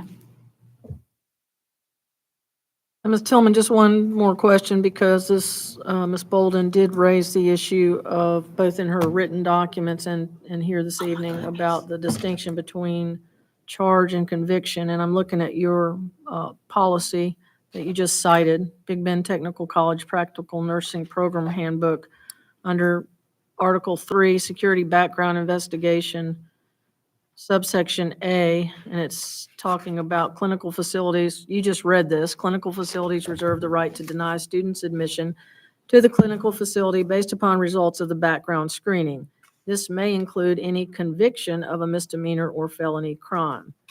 Then the term conviction is used in that next sentence as to, it relates to probation in connection with any felony convictions, plea agreements, or any agreement which will be denied admission to a clinical site. So what is she made the distinction, and that is before the board, so I'm just trying to clarify, in your view, this individual was charged on March 29th with a felony. She was formally charged by a state attorney on April the 2nd, which is the language used in the statute, formal charge by a state attorney, and your handbook says conviction. So based upon those concerns raised by the appeal here this evening, can you just explain how you made those distinctions? Yes, so that paragraph refers to admission program, because we would never admit a student in. It says admission and program progression. Agreed, Okay. agreed, and trust me, I promise you, there will be no gray matter in the next handbook that comes out, I assure you. And I would tell you there's always gray matter, and I'm glad because that's my job, so. Never have I ever, let me play that game with you, but my point is, the paragraph about an arrest is referring to a student. Because we have students who apply for the program must have a background check and a drug screening. And there are arrests that are outlined in statute that if a student has been arrested for certain cases, or if their cases are not disposed, they would never be accepted in the first place. So, I mean, I know that it may not be clear in that paragraph, but that is what that paragraph is referring to when it talks about, you know, as a result of that screening. And again, we're in a position where we're the one who gets the hit if the student's arrested. Because they take their background screening here, it reports to us. The facility never know that the student was arrested because we are the holder of the background deed. Although you learned from a facility about the arrest. No, we didn't, well, no. No. Ms. Sadler works at DMH on her. So that's where and they she- initiated the first letter that was initiated. At 8:30 in the morning, they told her at 10 o'clock in the morning, we got the hit at the district. Okay. So yes, initially, we knew prior to the hit coming into the district, that it was very soon after. Okay. And I just want to clear, you keep saying that on April 2nd, her charges were reduced, but this document is dated April. I didn't say that again about charges being reduced. I asked about the April 2nd charging decision. But her charges weren't reduced. At that point, she had been charged with a felony, an assault on an EMT police officer or fireman, and a misdemeanor, a weapon charge under the influence of alcohol. That wasn't changed until April 4th. Understand. When I met with her in my office on the 2nd, Ms. McCall and I, we were under the impression that these were the charges. And my question related, just a moment ago, that you responded to, related to the issue that she brought up about conviction, which is stated in your handbook repeatedly. And she was arrested and then formally charged on that date, whether it be the 2nd or the 5th. So that was the only clarification I was seeking about, your interpretation of that policy relative to her claim that she was not convicted. Now, Our handbook, and I feel when it says qualified for participating in, I see that as clear. Maybe I'm wrong. okay, then clarify for me also, since it's in here as well, on page 8 of your handbook, where you mentioned a moment ago about the requirement to report arrests and so forth. That last sentence there says, following an arrest, the student cannot attend clinical activities without permission from the program director. So tell me under what circumstances that permission would be granted by you. Whether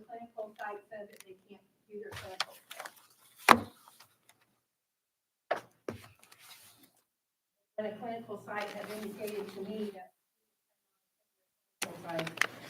And again, this is new.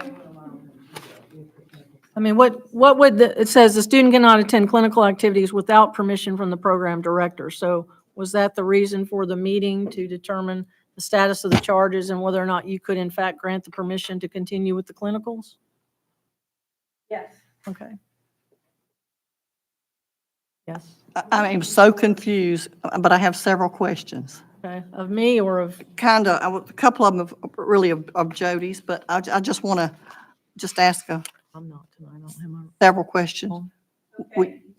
Was Deidre finished it? Yeah, I'm done. Okay, all right. We talk about the MOU. Would you explain to me what the expectations are for I mean, I have it right here, but I mean, would you explain to me what BBTC's, let's see, what's the word I'm looking for? It says, I think, responsibilities. And I think that's what you were kind of trying to say. The MOU are required by the Board of Nursing, Mhm. that we have an agreement with that particular site. I think when there's the MOU included. Yeah, we have the one with DMH. And it goes, and it talks about their responsibility, it talks about our responsibility, it talks about the teacher's responsibility, it has legal ramifications about, who's responsible for what. So we talk about general conditions, we talk about, the healthcare agency's responsibility, our responsibility, which, in 3/4, if you have that in front of you, it says BBTC will provide documentation of completed requirements annually using this form. I mean, Well, we're I- constantly providing information to them. Jody, actually, number seven, the last sentence was kind of where I was. Says that we will, agree that it will maintain the requisite degree of discipline among its students, faculty, and give conduct and performance, which absolutely is how we make the decision to inform them. Talks about HIPAA, it talks about the liability of the parties, who the governing law and venue will be, and then releases. All the MOUs, I will tell you, are relatively identical except for our nursing home here and the health department. Our nursing home here, because they're constantly changing owners, and each owner has a different little caveat in their MOU, and our, that person in Madison Health Department, because it's not a residential facility. Okay. Then the other one is, we mentioned that she did not self-report. She did not. And that Again, is, that was not a basis in the dismissal. That was not No. a stated basis in the dismissal It says on here. that she's appealing tonight. well, from what I understood, she asked for was that she feels she should be placed back in the program. It's the only thing that I, Right, but I'm pointing out the self-reporting was not a basis cited by Ms. Tillman as a reason for the dismissal. but that's part of our law, the law or the, That's in their handbook. yeah, in the handbook, the governance. It's right here on the handbook. You're here tonight because of the dismissal issued by Ms. Tillman, and all I'm pointing out, not to be difficult, but Okay. the dismissal did not point to that fact. Could have if that, as Ms. Tillman has outlined for Okay. you, she didn't self-report, she did it through a relative, apparently.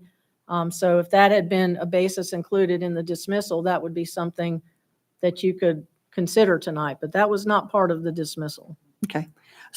So one other one, and I think this is for you, Angela. Let's go, if we look back at the timeline, I mean, is this relevant? The This timeline of, question, your timeline, is this a relevant question for me to ask about the timeline? well, ask your question, I'll tell you if it's relevant or not. Or I just said, well, we heard the dates, the 2nd, the 4th, the whatever, but we've got the 2nd. Was the charges dismissed on the 4th? Just to clarify, the charges were not dismissed. The felony Was upon which reduced? Ms. Tillman cited the Florida statute, and we talked about that, Uh-huh. whether there was a hearing and so Uh-huh. forth. The charge was reduced. I put in my letter April 2nd. Ms. Tillman's telling you tonight she believes it was April the 5th. The only point in that was then the letters were sent out on April the 5th. I don't know whether there was knowledge of the reduction in the charges before the letters were sent out, or if that would have even changed the decision to send the letters. So that may be something Ms. Tillman can answer if that's your question. The letter didn't ever mention felony. There was. Yeah, but were the- Charge and what was sent in the letters are not the same. Were the letters sent out after you knew the charge had been reduced to a misdemeanor? Regardless, I'm not 100% clear. I'm not sure when she dropped off the document versus when the letters were sent.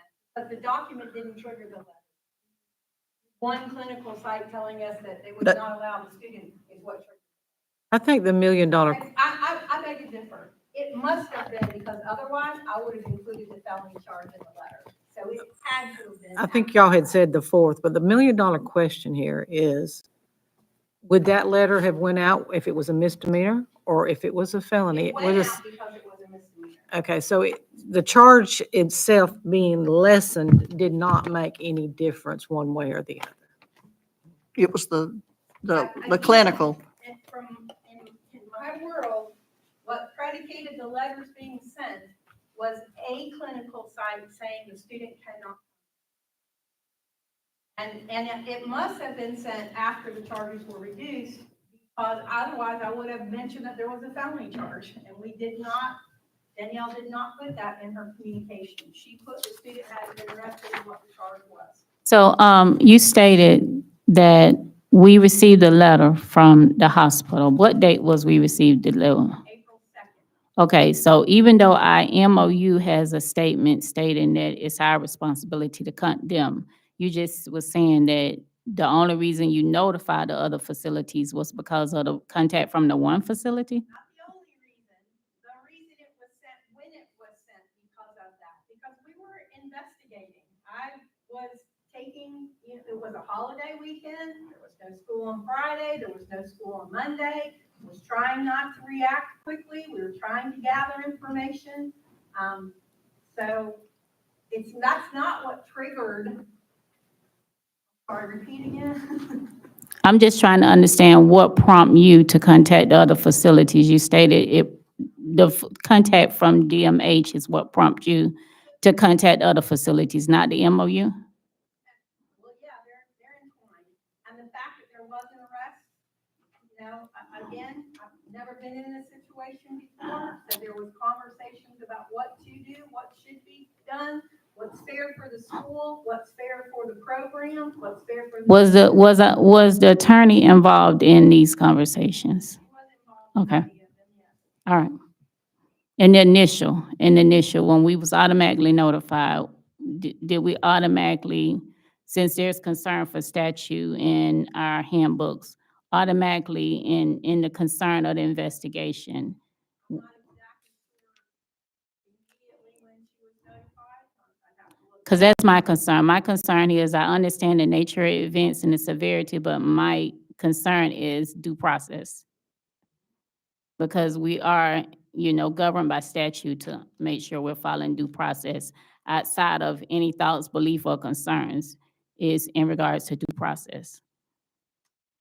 Can I make a statement? Can I ask a question? So bottom line, was she dismissed because of the charge, or was she dismissed because she wouldn't be able to complete the program because of the clinical sites? She was dismissed because she could not complete her clinicals.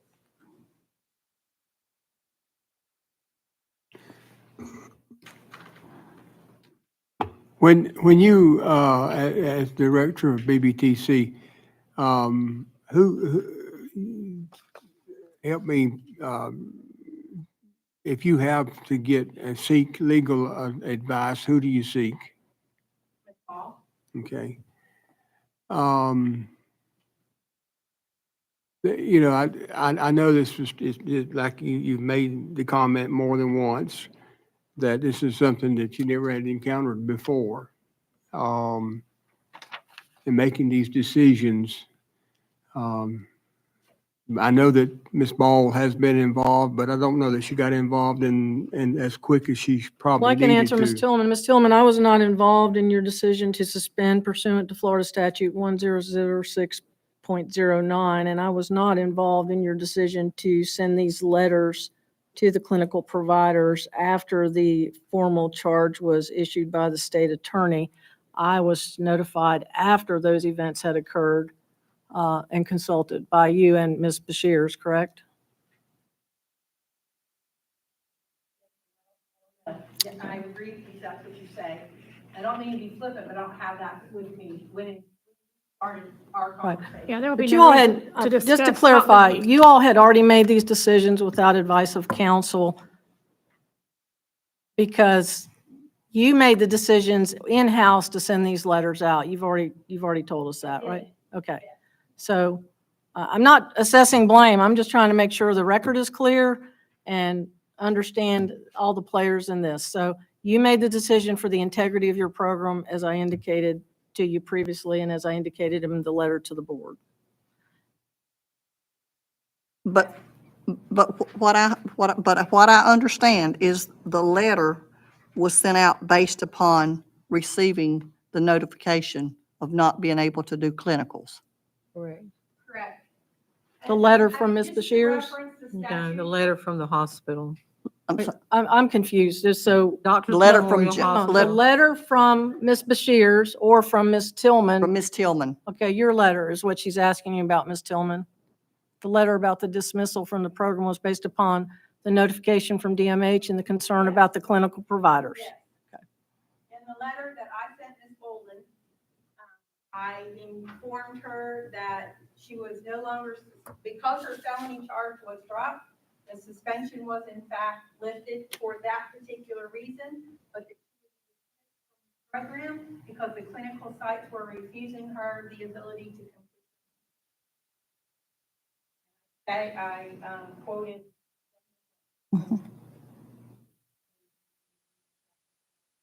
Copy. Do you want this copy? Do you want this copy? I mean, you all have a copy of it. I have a copy. Do you have it? Yeah, we have. I do. Okay, no, I thought she just didn't have a copy. I'm sorry. Are there any other questions or are y'all ready to discuss and Okay. Any other questions or? Well, I'm still not exactly sure. We have this whole packet, but we can't address half of it because of, Well, she voluntarily absented herself from this hearing, so we're getting the information from the district side and resolving any concerns or questions that you have, and I think, Ms. Tillman has answered all those questions. So if you are prepared to make a decision, your role tonight is to determine if the dismissal, the ultimate disposition of this complaint or this grievance by the student, by Ms. Bashirs on April the 26th. Ms. Bashirs' disposition of the complaint upheld Ms. Tillman's dismissal of this student from the program for everything you've got in your packet and everything you've heard tonight. You've also heard the appellant's position as to why she believes that she should have been reinstated or should be reinstated. Frankly, even on April the 26th, Ms. Bashirs, I believe, indicated in her letter that that was an impossibility. And Ms. Tillman has confirmed tonight that that was an impossibility as of April the 26th because of the clinical providers rejecting her eligibility or admission to their sites. So that's where we are, and if there's no other questions, the duty is upon you all to determine whether the disposition rendered by Ms. Bashirs on April the 26th should stand or be reversed. And if I may say something too, by the time it came to me, because it has to go through that process of the meeting with Jody first, the teacher, then Jody, then it comes to me. And by the time it came to me, at that point, there's no way to make the student whole. At that time, the passage of time and the clinical providers had refused to allow her to complete at their location. So at that point, what can you do? If she can't complete the clinical, she can't complete the program. It's unfortunate to be in a situation like this, and I don't think that there was any ill intent to do anything other than try to do the right thing. And I just wish that, and of course hindsight's always 2020. It's a whole lot clearer, looking back than it is at that moment. I just, under the situation, irregardless, this evening, Ms. Bolden would not be able to finish her clinicals this year. I mean, irregardless, I mean, that window is not open. She can't continue on because of the time lost and all the things that took place. Ms. Bashir, your letter to her indicated that there might be a possibility Yes, that sir. she could pick up next year. And there again, that would have to be, clearance in many different ways, but that there's a possibility, and that would be what you trying to, the best of your ability to try to work things out in a way that helps people and yet, but there again, that's not a guarantee. But the point being, makes no difference what decision is made here this evening, to a degree. Ms. Bolden, will not, she's out. She's not going to be able to continue this year, and we don't even know about next year. And I would that Ms. Bolden hadn't got so agitated that she felt like she needed to run. I mean, I understand but tempers and so forth, you can't get anything accomplished if we jump and run. So we don't have the option of asking any other questions to her. So that's where we're at the board, and Ms. Ball has brought it down to the fact of what's the care of the board this evening. What is our decision on this? Unless there's any other questions, and we've been 1,000 questions asked tonight. It was my understanding when she was standing there talking that she said she's already accepted into another program. So at this point, unfortunately, the actions were done. Consequences to the actions are this, and unsolicited by the district or by Jody or by TMH or any of the clinical people. It was not their solicitation to ask this to happen. It happened, and there's consequences. And now, I don't know that I know what Angela's saying is about, well, they jumped as far as the charges go, but nowhere in the letters did it address the charges. It just addressed why she was arrested. So at this point, I feel like that we should honor what we decided to do. And if she comes back in the fall and wants to try that avenue again, if she doesn't complete this where she is now, and she's completed the probation and whatever's necessary to allow TMH or any other clinical place to allow her to come, then we'll pursue that avenue. But at this point in time, it's kind of out of our hands. It was out of our hands from get-go on the one clinical place. So that's where I sit on it. Well, basically, it's the responsibility of this board to either uphold the decisions made by the district, and or either to deny that. So basically, what we need is a motion and second tonight out of this board of what we want to do.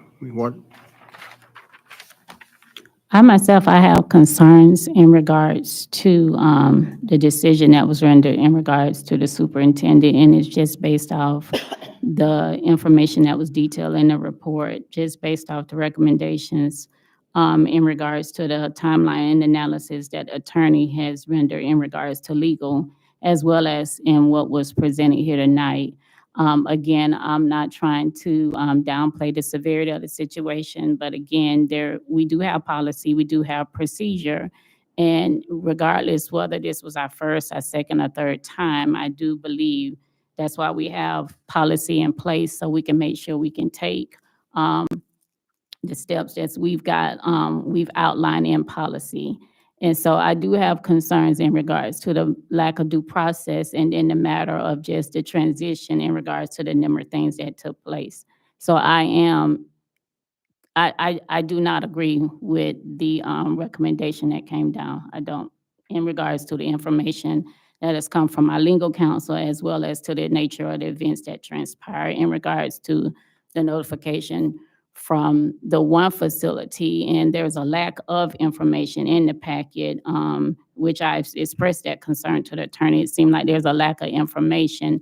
So due to the nature of the different events that transpire, it would have been, for me, helpful to have the information in the packet, because it feels like I'm looking at some information, but not all of the information or the steps that transpired.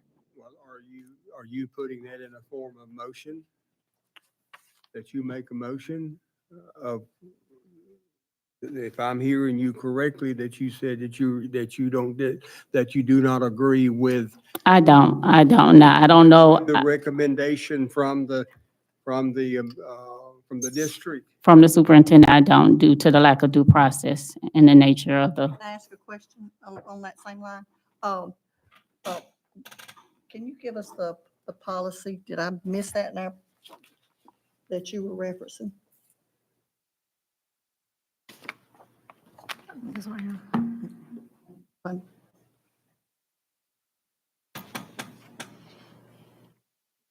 Based on the policy that Jody referred to earlier, which says that she didn't report and that she couldn't complete clinicals. It says in there. You're talking about in the MOU It's too? in- Okay, MOU and in the handbook. Okay, It says okay. if they can't complete clinicals, they can't complete the Right. program. I mean, there was nothing. We don't have the documentation from the other clinical providers. We just have that one. And well, again, that's why I said, Jody, I did state that there's a lack of information in the packet. And to me, if it's based off clinical providers, that documentation needed to be in there. And then just was stated tonight, there's concern. You stated you was prompt from one provider, but then that contact from that provider prompt the contact to the other providers. And again, I'm not understanding why. I get that, I've read that, and I went through the packet, and I went through the packet several times. So that's just the one provider, but in the report from our legal, it state the number of providers, and it's not in here. So I'm just concerned in regards to that.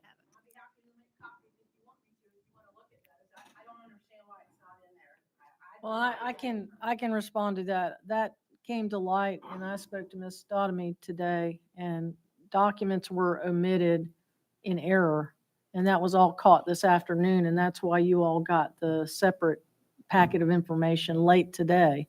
So that was simply an oversight in preparation of the packet, apparently. But once it was discovered, everything was put in there, or what was thought. She had everything in her file. And my only submission was the letter I sent to you all. So. If nobody else is ready, I'm going to make. I mean, I'll make the motion if that's what you was asking for. I just thought we was having discussion, so I'm unsure. We were in the form of, I was asking, are you ready to make that motion, which was that you are, I mean, I can make the motion. I just thought there was Okay. board discussion because There- you did spoke, you get your Bonnie question spoke, answered? so I just thought we was having discussion, so. well, kind of, sort of, but I still don't see those letters. I mean, they're still not in the ones that Can was you give presented us- us tonight. Can you get those copies? What letters are you looking for? Those- I'm wondering, There's emails and things. There weren't formal letters from all the other clinical oh, okay, providers. okay. There's the emails in there. Is that right, Sandy?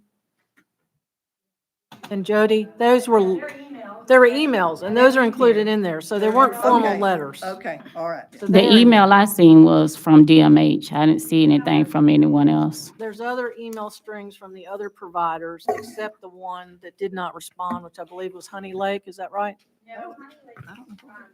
There was one that didn't respond. And what Oak Ridge did. packet that is in? Because I don't have that.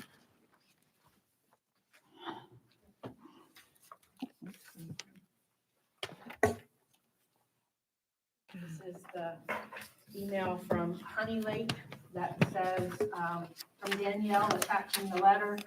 Honey Lake said, I have 3 questions. Was the student terminated from the program? Is this a felony?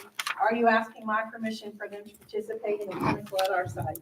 Danielle responded, as of today, the student has not been withdrawn, but is currently on suspension as the case is further investigated. The charge is a misdemeanor. Yes, we are trying to clarify if the student would be able to complete her clinical rotation at your facility with this charge.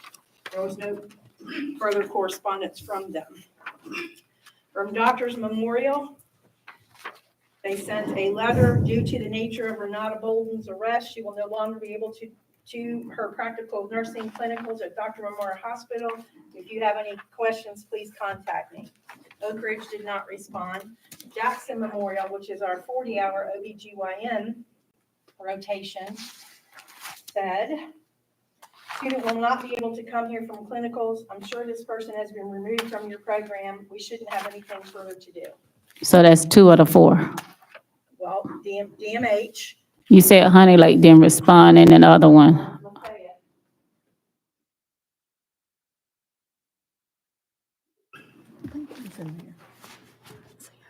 It was an email.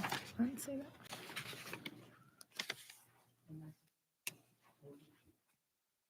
Our only OBGYN rotation. I went to Marianne that rotation because that's the only site we could get an MOU for. We just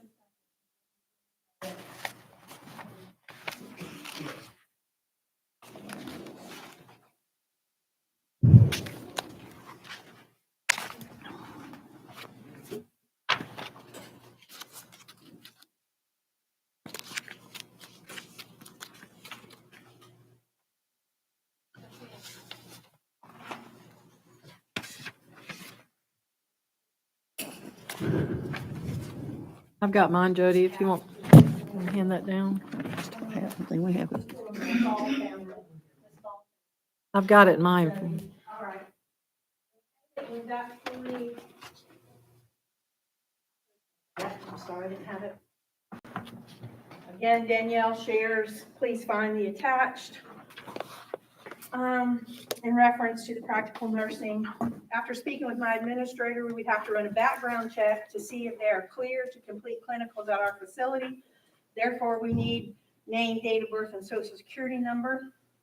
Danielle said, I will provide you with the information. Can you please call me? Because she did not want to submit the student's social security number over an email. The nurse responded, unfortunately, after running her background check with ACA, she is not eligible for clinicals at this site. Danielle said, thank you. And she actually shared the ACA report that said that she could not do her clinicals there. So of the 5 remaining sites, 3 said she could not perform their clinical there. 1 did not respond at all, and 1 asked us questions and then never followed through with whether or not the student would be allowed to do her clinical there or not. Okay, any other questions? All right, Ms. Donnell, are you still wanting and desiring to make that motion? Yeah, I still motion. I'm sorry? I still have that motion that I have concern. I do not support the recommendation in regards to the superintendent due to the lack of due process. All right, the motion's been made by Ms. Donnell that the denial of, to deny the The superintendent's disposition. the district's position on this. Yeah, thank you. Okay, we have a motion on the table on that. Do we have a second?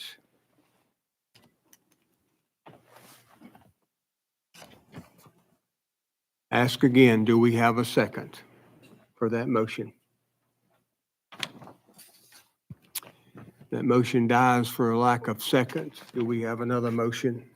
I make a motion that we uphold what the district decided to do, what Jody decided to do, what Ms. Rice decided to do, and what Ms. Alicia Bashirs decided to do. Again, Second that. All right, motion's been made that the decision be upheld that the district has made by Ms. Agner and then been seconded by Ms. Mathis. So that motion is on the table. Can I make a statement? I'm sorry? Can I make a statement? Yes. This is like, I mean, I can't remember us ever having anything like this. It's just that it's kind of unprecedented. well, it's bad when you get put in this position. It's not something, like I said, that we solicited. Okay, I'll make a statement after the vote here. So we have a motion and a second that we uphold the decision made by the district. All in favor, say aye. Aye. Anybody opposed? No. Nay. Ms. Donnell opposes. If I could say something like for Miss Bowden, am I saying her name right? Miss Bowden? Bolden. Bolden, I was afraid of that. But I do hope that she her life is not defined by this one incident and that her nursing career is able to go on and that, she's able to pick up the pieces. It looks like she's started on her way a little bit. So I don't think Jody had a choice in what she did at all and the way things played out. But my hope is for the future Okay. for our nursing student. Okay, as we close this down, I just would like to make this statement. I hope that this is something that we will learn from, but I would love to, if we get back into a certain position, we need to seek legal advice as quickly as possible. Yeah. Pronto, before we make any decisions, legal advice. So the decision has been made and we're down to adjournment. Do I have a motion and second that we adjourn? Ms. Agner makes that motion. Second. Okay, Ms. Mathis seconds it. All in favor for adjournment, say aye. Aye. Anybody opposed? This meeting is adjourned. Thank you. Are we getting these packets to you?